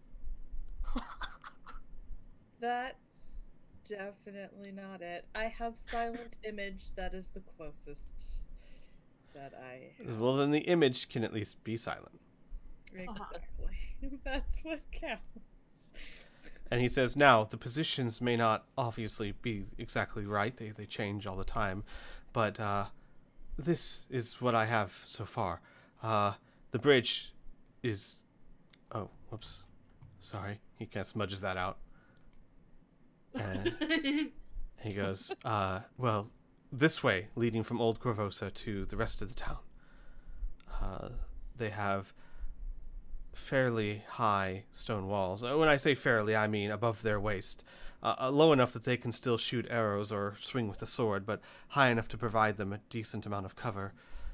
And there are 2 wizards on this bridge at any time.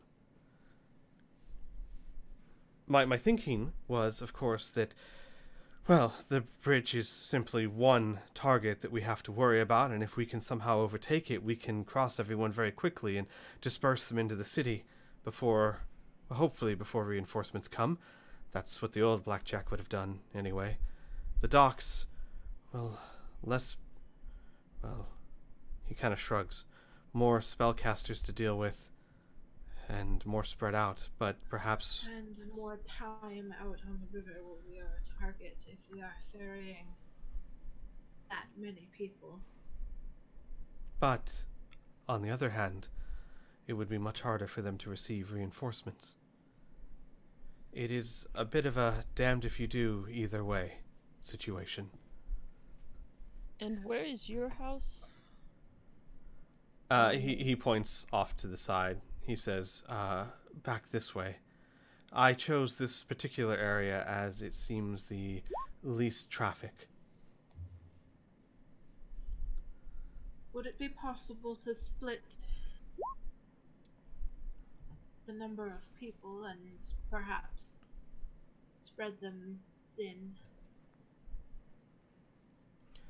Perhaps have one group try and take the bridge and the other the docks. Is that viable? With our numbers? I suppose that depends on how skilled you are. That would be spreading us way too thin.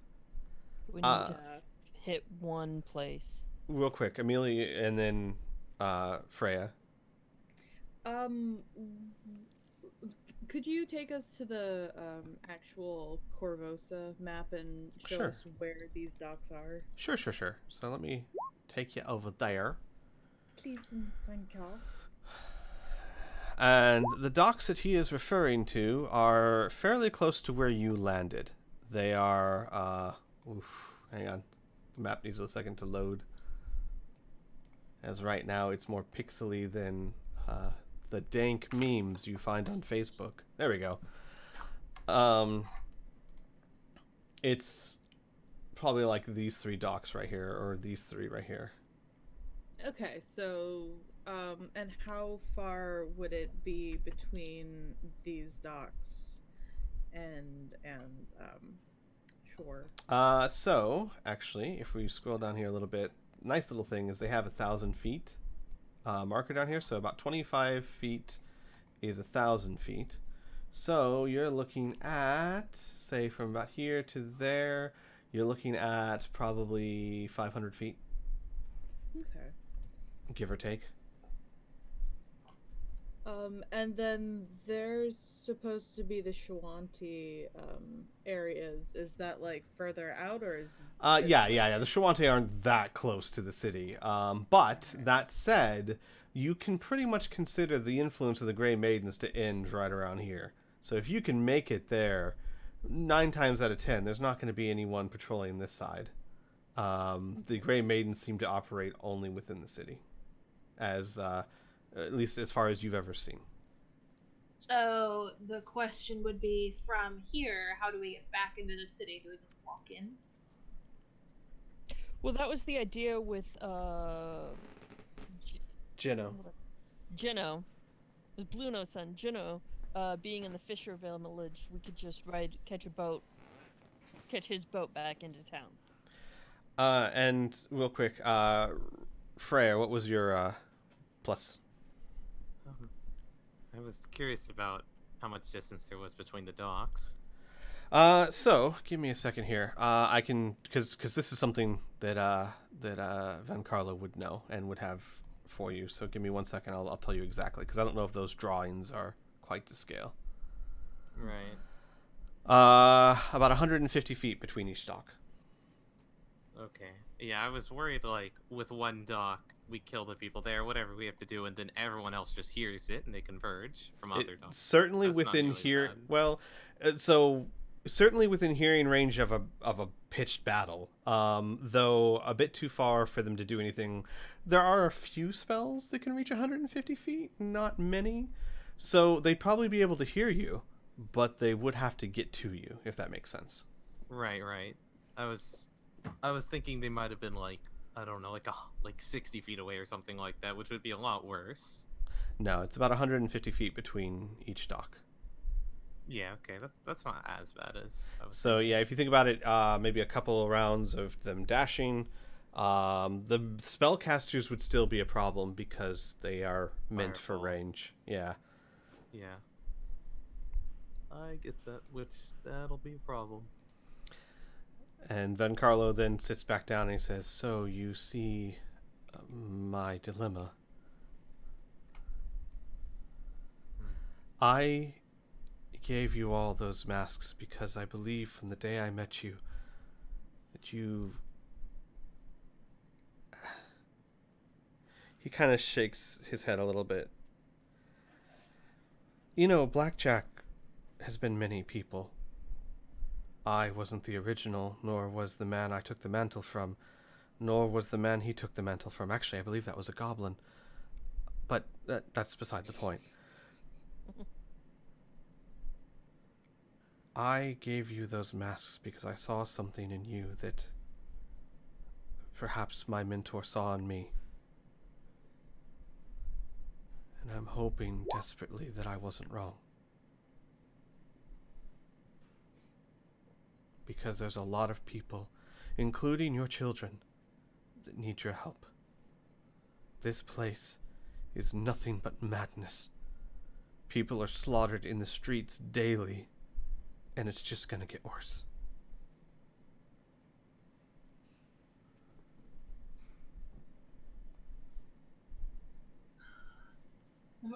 From the end of the table, Mary kind of gives a mirthless chuckle. You needn't flatter us. We are already here. My instinct is to take the bridge. It is the quickest way into the rest of Corvosa. It's also far more dangerous. I'm concerned that with taking the bridge, I know that we do have some range capabilities, but if they really are using cover on us, we might not be able to advance too far before they're all taken down.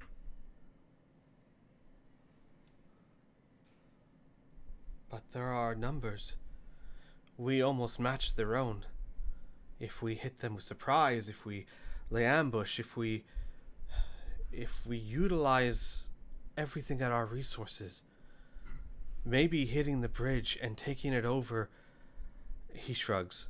If we can do that, it's simply a matter of moving them across the bridge and we're done. We can disperse, we can all run different directions. They'd never catch everyone. Not to mention they'd be focused on me, being Blackjack, the queen. She hates me. And if a Grey Maiden could catch the Blackjack, well, fame has its advantages. Well, that Well, should we be the best make center sure of our that point. she doesn't catch you. And there's also something to consider of our more vulnerable cargo. You said that you have, what, 50 plus people waiting to try and get out of here at your home? 52. And how many of those are seasoned warriors? That would be exactly 0. Mostly mothers and children and elderly. Which means altogether we would have, what, 64, 65 people who have no ability to defend themselves other than what bare minimum they can manage. Here's a question. Old Corvosa is not devoid of people who know how to handle a blade. Would it be worth trying to find others who might be able to help, who need to get out as badly as we do? Van Carlo nods. He goes, well, that was what I was in the process of doing. Yes, there are perhaps a few people, not exactly what I would call savory individuals, but the problem is what we're talking about here is, well, let's be frank, it is against the law. And when you look for people willing to do such a thing, they don't exactly tend to be charmers. But yes, what you ask is possible. We should also keep in mind that this is still a plague area under quarantine. We have to be incredibly careful of who we're bringing with us. I am able to tell if someone has the plague or not, and Van Carlo, I would like to check over the people in your care to be safe. Murray, as you say that, roll me a medicine check. Does Van Carlo have the fucking plague? No, he was just cured. Like earlier this evening. Van Carlo, not Van Castor. Oh, Van Carlo. Oh, no. Sorry. See, I know, I can't get keep him them. straight either, and I'm the GM. Murray, as you say that, something occurs to you. I mean, it's been a very busy night. Your mind has been all over the place, right? But as you say that, something occurs to you. Anna was tending to Van Casterkin the entire time. She was right next to him for 5 days and shows no sign whatsoever of the blood veil.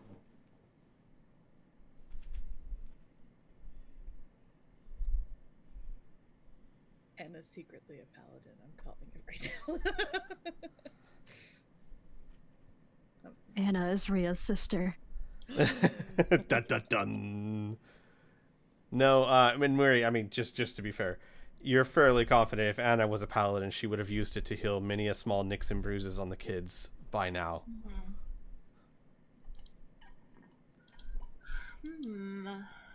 So it's just something that occurs to you as you say that. Just a thought that in your busy mind tonight, you haven't had a chance to reflect on until just this moment, when you talked about Van Casterkin and the plague.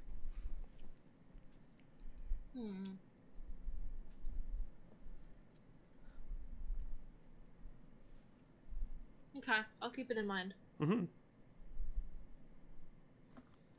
Van Carlo said, well, there are some houses near the bridge, probably empty. Perhaps they can hide there until we take it and then run across. Or if we try the docks, find a place to smuggle them, hide them until it's safe to cross somewhere close by. The problem... As a player, my concern with doing the docks is that we're going to have to find and commandeer a ship that will hold all of these freaking people. And then we're going to have to sail them across the river. I see what I don't you know, mean, how yeah. fucked is that plague ship? We have a rowboat. Yeah, for what, 50 people? 52 people? Van Color Everyone says... gets an oar. Van Color says, like if Miri voices this opinion, Van Color says, well, does anyone here know how to sail? I'm assuming Flat looks around the table. Flat looks, yes. He goes, they're, well, right here, he said. I didn't think to mention it earlier for just this reason, but there is a fairly large trading vessel. Well, small, but large for what we need. And Aras, you remember when you were walking to Van Carlos, you saw that as well. Mm-hmm. He's like, I mean, it could be taken, but we'd need a sailor, someone that could steer it or something. I'm sorry, I don't know anything about the craft. I'm afraid that is not one of my talents either. What about your boat friend, your sailor friend? I don't believe he's been sailing for more than 2 weeks. Oh. Well, Van Carlo goes, 2 weeks is better than anyone here. On a tiny shipping vessel. He shrugs, like a little more weakly that time. Still the best offer I've heard so far. But like, admittedly, it's a weak shrug.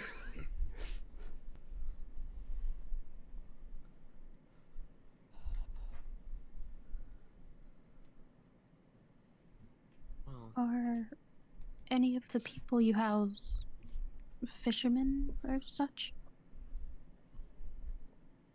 He shakes his head. No. Most people who were... He kind of looks and he goes, that's one of the problems. Almost all the fishermen and sailors in Old Corvosa left while they could. Took their families and went. Not that I blame them, of course. But it took a day or two for the quarantine to truly take effect, for the Grey Maidens to take full control. As you might imagine, they had some fighting to do on their hands. And almost anyone who had a ship or knew how to use a ship took advantage of that time. What's left are abandoned vessels with no crew. And what I have at my home were those that were too weak to look after themselves.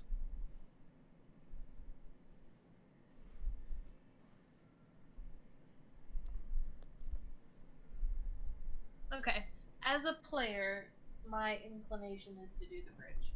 Yeah, I mean, it seems like a bridge is really our only choice because we don't have anybody who can sail the boat. So, as a GM, I will remind you, you did also say there's the option of looking for more people. Yeah, I I was mean, going to point that out. we can also maybe try to make a deal with the Emperor. That's what Van Carlo... Excuse me, Mary does not negotiate with terrorists. Well, As what we have about found with the what- children on many occasions. about the one, the rat lady, the rat? Where She rat? stayed in. Paris? No, because I'd already asked about this. There are no sewers going from Old Corvosa to the rest of Corvosa, and she stayed in the rest of Corvosa. Well, you No, don't know I'm that, talking about, actually. like- All you know is that she led you out of the sewers. You don't know what became of her afterwards.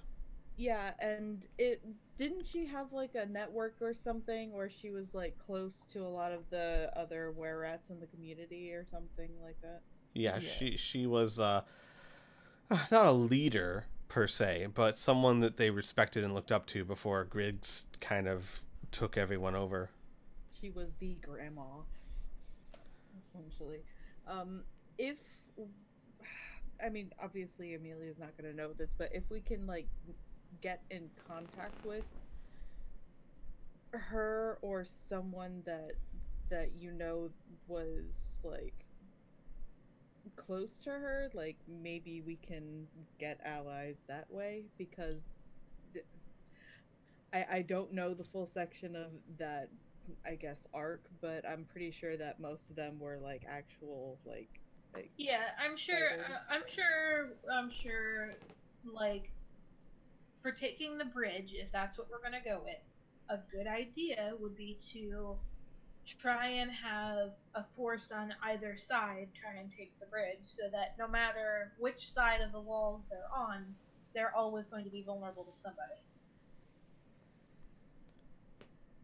I mean, I'm sure this is set up so that people coming from this side are going to have a really hard time, but I don't think they were set up to have people come from this side.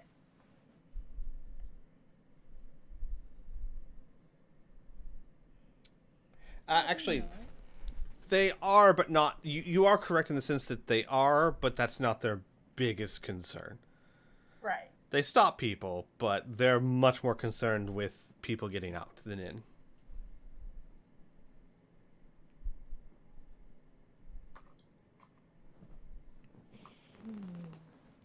So, I mean, there are a limited number of people that I can contact, including Kreska, and including Eris, who might be able to help from the other side.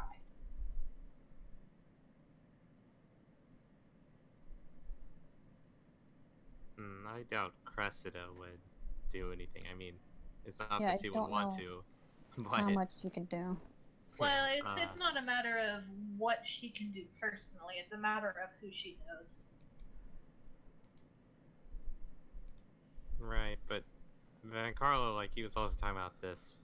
I don't think she would willingly ask someone to go against the law to save us. It's just not her job.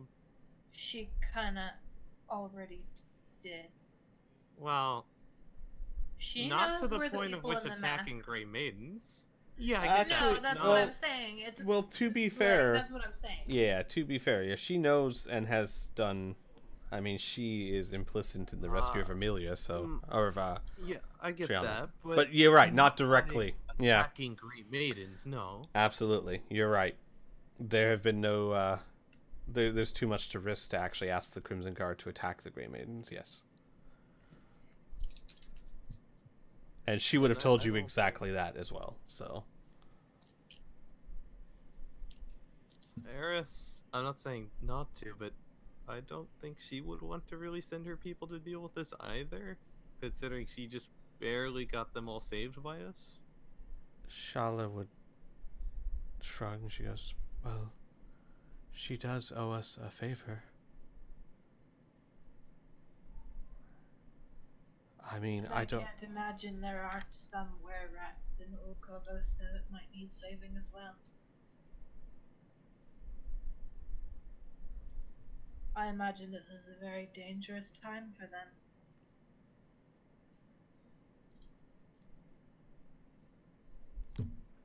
We also have a fire elemental. Van Color's like eyes wide and you have a what?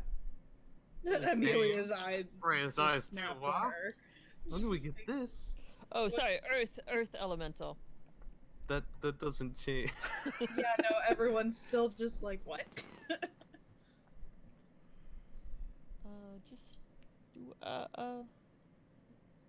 little gem I picked up along away from. Is this the Pneumonia? one that, like, if it gets too low on HP, it will start attacking anybody at random? No, it's a elemental gem, Shatter Gem, and it will summon an earth elemental that will do your bidding for 1 hour. Yeah, it's a magical item you guys bought. Yeah. Well, that would certainly serve as a distraction. Sure. Give me 1 second. Well, you guys keep talking. Do you mind giving me a couple of minutes? I gotta go run and grab something real quick for the waifu. Can we take a quick break? I think I have tea. I left my tea on the stove. Absolutely. Well, we're yeah. I mean, we're gonna end in about 30 minutes anyway, but that's still 30 minutes of good old fashioned planning that you guys can get done. So let's take a quick fiver or something, and we'll be right back. All right. Okay.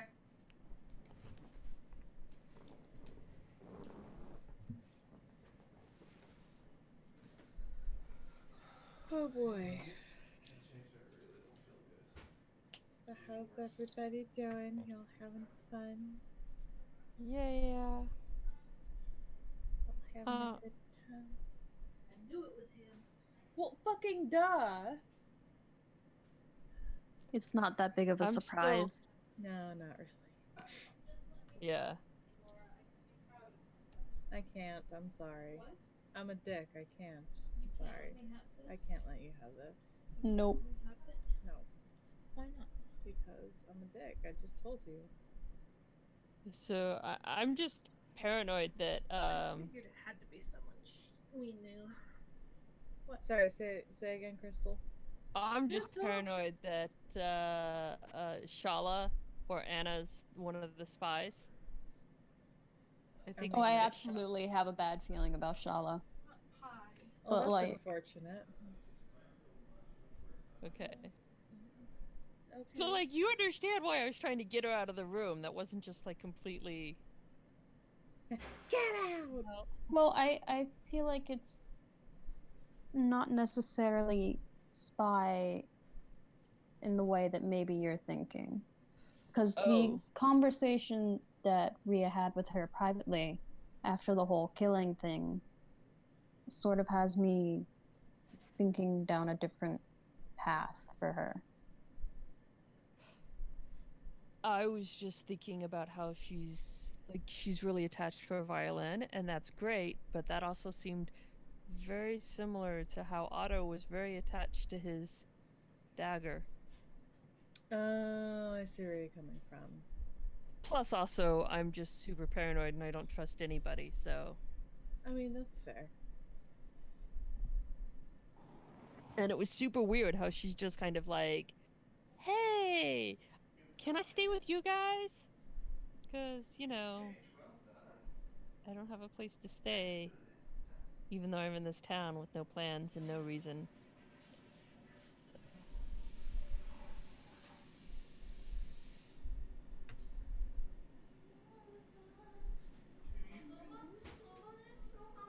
Yeah, no, there's absolutely bigger things at play here. But as for right now, I trust her.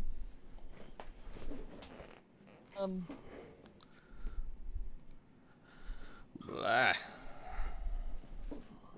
I'm sorry, what did you say? I said blah. I'm considering calling in tomorrow. Do it. Live your best life. Well, I Don't like be my like job, me. so I mean, I actually find enjoyment in my job. So I mean, I don't do that often, but I'm not feeling good.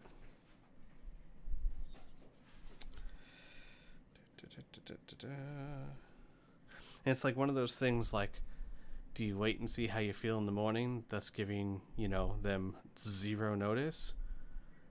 Or do you just bite the bullet and say, you know...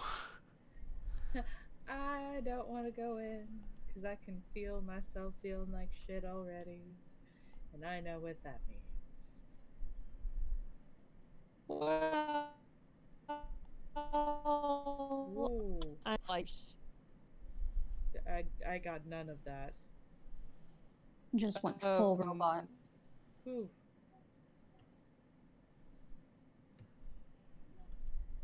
Can you hear me now? Yes. Oh, I was asking, How well do you like your coworkers? Well enough, I suppose, but you're right. I mean, if it's a matter of infecting them or not, I don't know. I mean, if you really hate them, then go in. No, I like them. Then you maybe not want to kind of, you know, get them sick. Yeah, don't be a dick.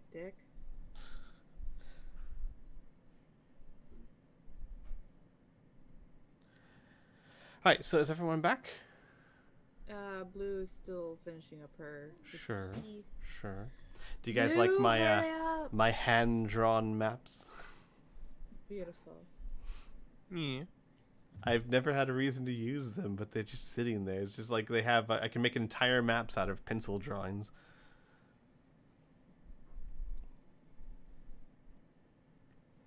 I mean, they're not going to be very detailed. All the houses look the same. Yeah, so cute.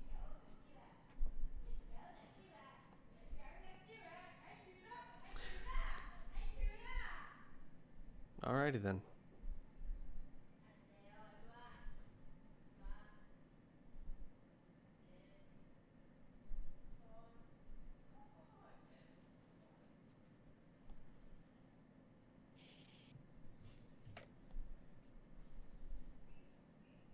Hurry up.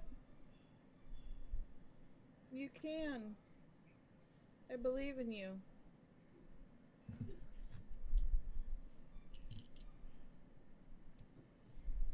This is why we can't have nice things.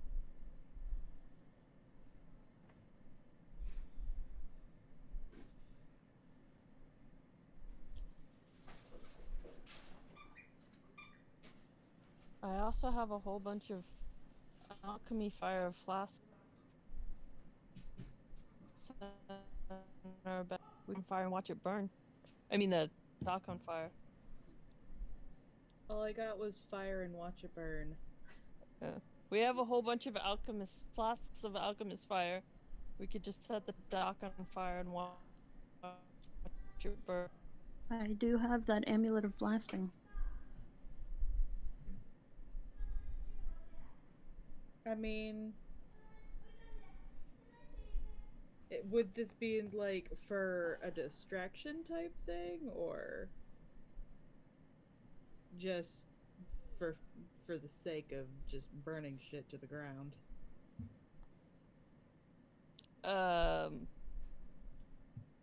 Probably Was for that part of the plan? distraction. Probably for distraction. Also, just for the sake of burning the docks down. Because why not?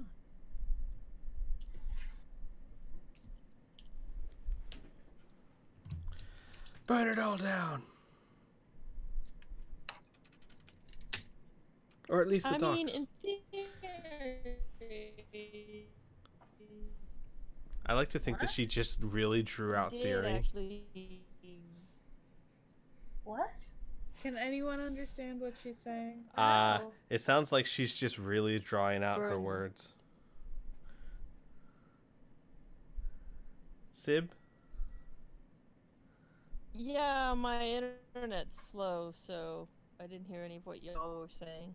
It just sounded like you were didn't just. get any of you. It sounded like you were just really drawing out the change, like in theory. Yeah. Like leaving us all in suspense. I have no idea. I was just saying, you know, in theory, it would be a distraction, but it's also fun to just. And if we do that, the Grey Maidens get accidentally injured along the way, and if we got rid of all the Grey Maidens, we could go back and forth across the river as much as we wanted, in theory.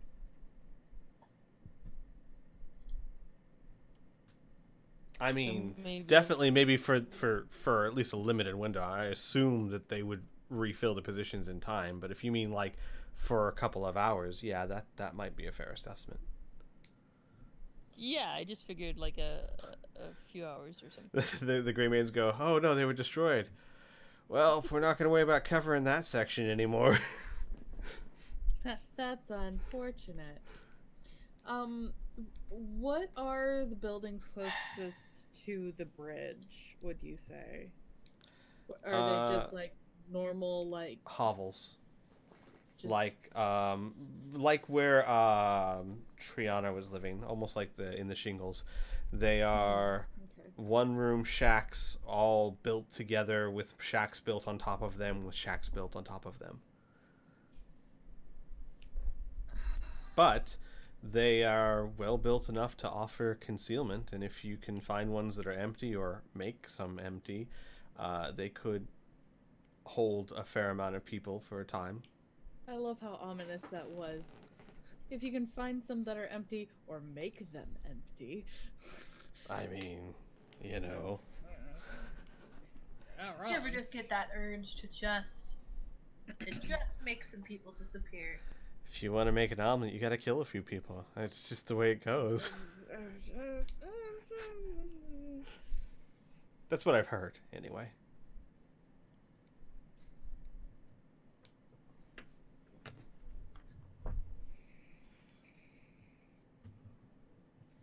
I don't know.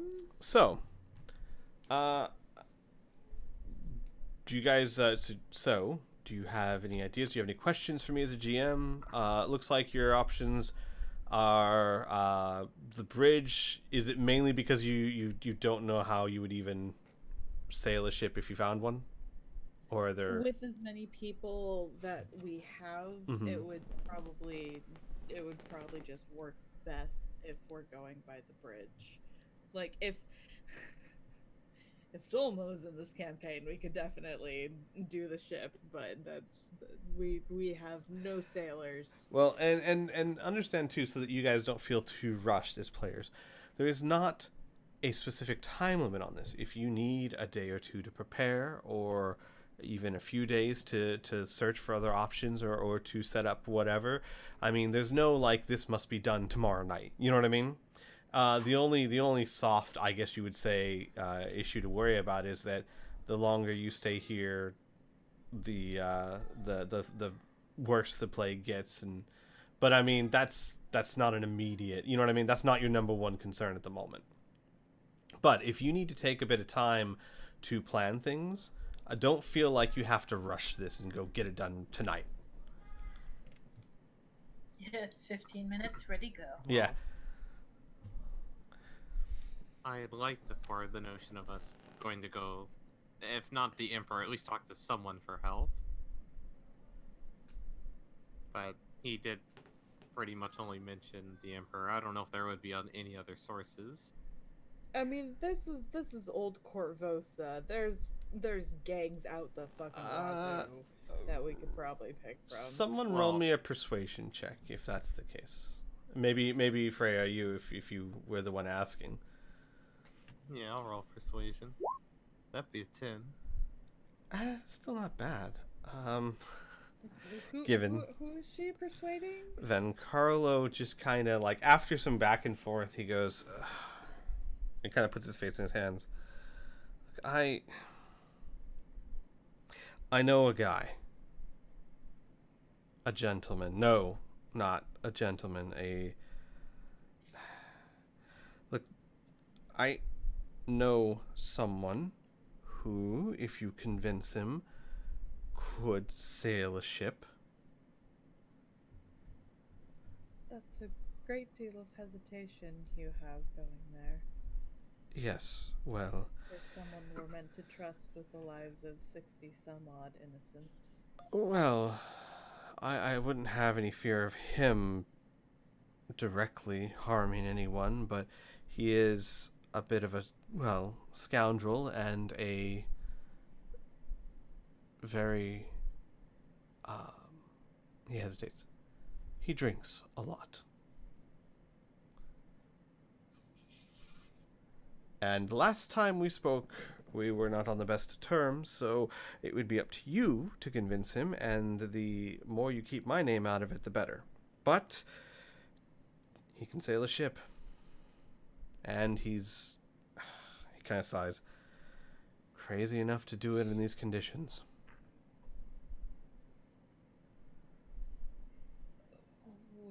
definitely something to take into consideration. If one drunken sailor will save us from having to take on an entire bridge full of gray maidens. Well, less of a sailor, more of a pirate, but really, at this point, I suppose that's a bit semantic. He says, From like, under the table, and Weary says, "Is it?" like he says as he like buries his face in like a cup of wine or something.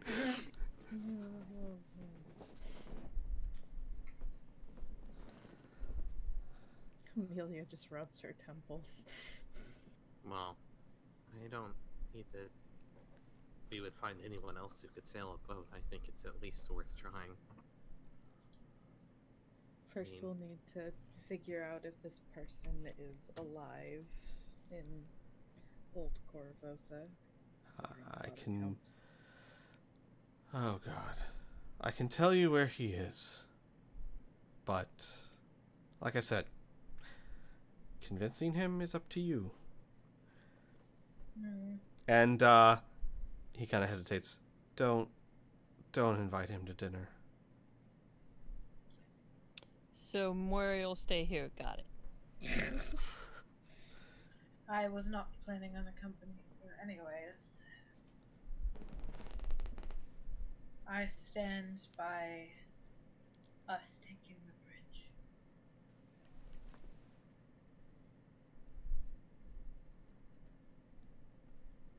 We might have to do it Bridge fast. of the and Piers. it might be bloody. Honey, I cannot hear you. Oh, no. Aras, no! Aras breaks No, into... she's dead. She's dead. Yeah. She says she doesn't feel so good and No, turns into yeah. ash. Mr. Stark. Too soon. I don't want to go. Don't do it. I'm here. The internet connection is so crappy. Yeah, I can tell.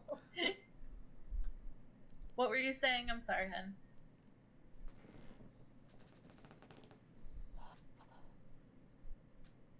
Do you want to like What I was type out what you were saying? Was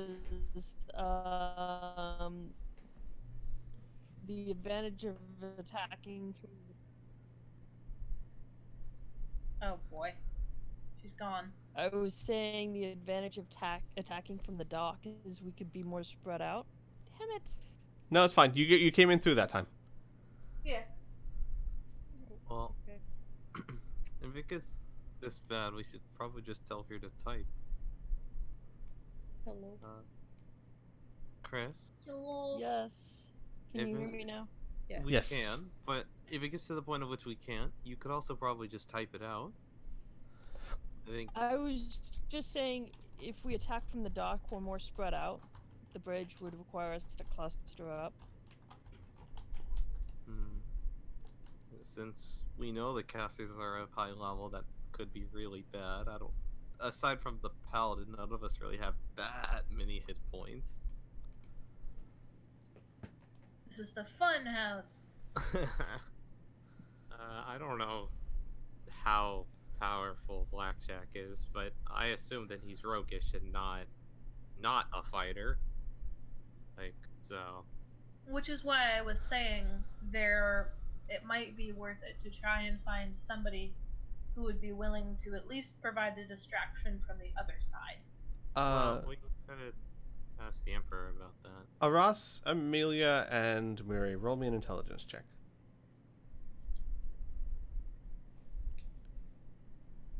How dumb are you? Let's take a look. That was more like, how well do you remember crazy situations you've been in? Oh God, Not well. Miri. Nope. Miri, we're not It's been focused a on this. long fucking day. Amelia, to pertain to that question, if you think back, whatever he may say about getting older or whatnot, Blackjack was fairly spectacular during the rescue. He was taking on several Grey Maidens at once before you guys even truly got involved. He's probably not, still at his prime, but he is the sword master, one of the more famous ones in Corvosa. Right. Well, we did fight him once, and you know, I think with the exception of one round, he couldn't do anything. Yeah, I mean, you're absolutely right. Character experience would denote that, no matter how unrepresentative it may be. It's very true. I mean, as far as you know, Van Casterkin sucks. I mean, he did okay with the Hell Knights, but really... Well, So that's a fair point. I was more worried about them being downed than them being able to hit things. That's all RNG. But they probably both have more hit points than us, and that's a good point too. That Van Casterkin will be with us, and he should be a good ranger at least, good ranged attacker, whatever.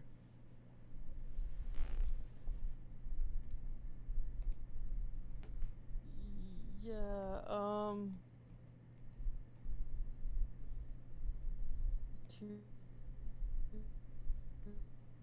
two up front, 3. Oh no. Oh no. Front 5 ranged, so. Well, tell you guys what. Why don't we go ahead and call the session here, and you guys can spend the next week going over your options. And then, yeah, you can go over what resources you have. If you want to try and find more people, if you want to try and go for the bridge, if you want to contact Eris, whatever the case may be, you guys can spend the week discussing your options, and then we can start next session with a plan of action or several plans of action, or however you want to go about it. Sound like a dealio? Yeah.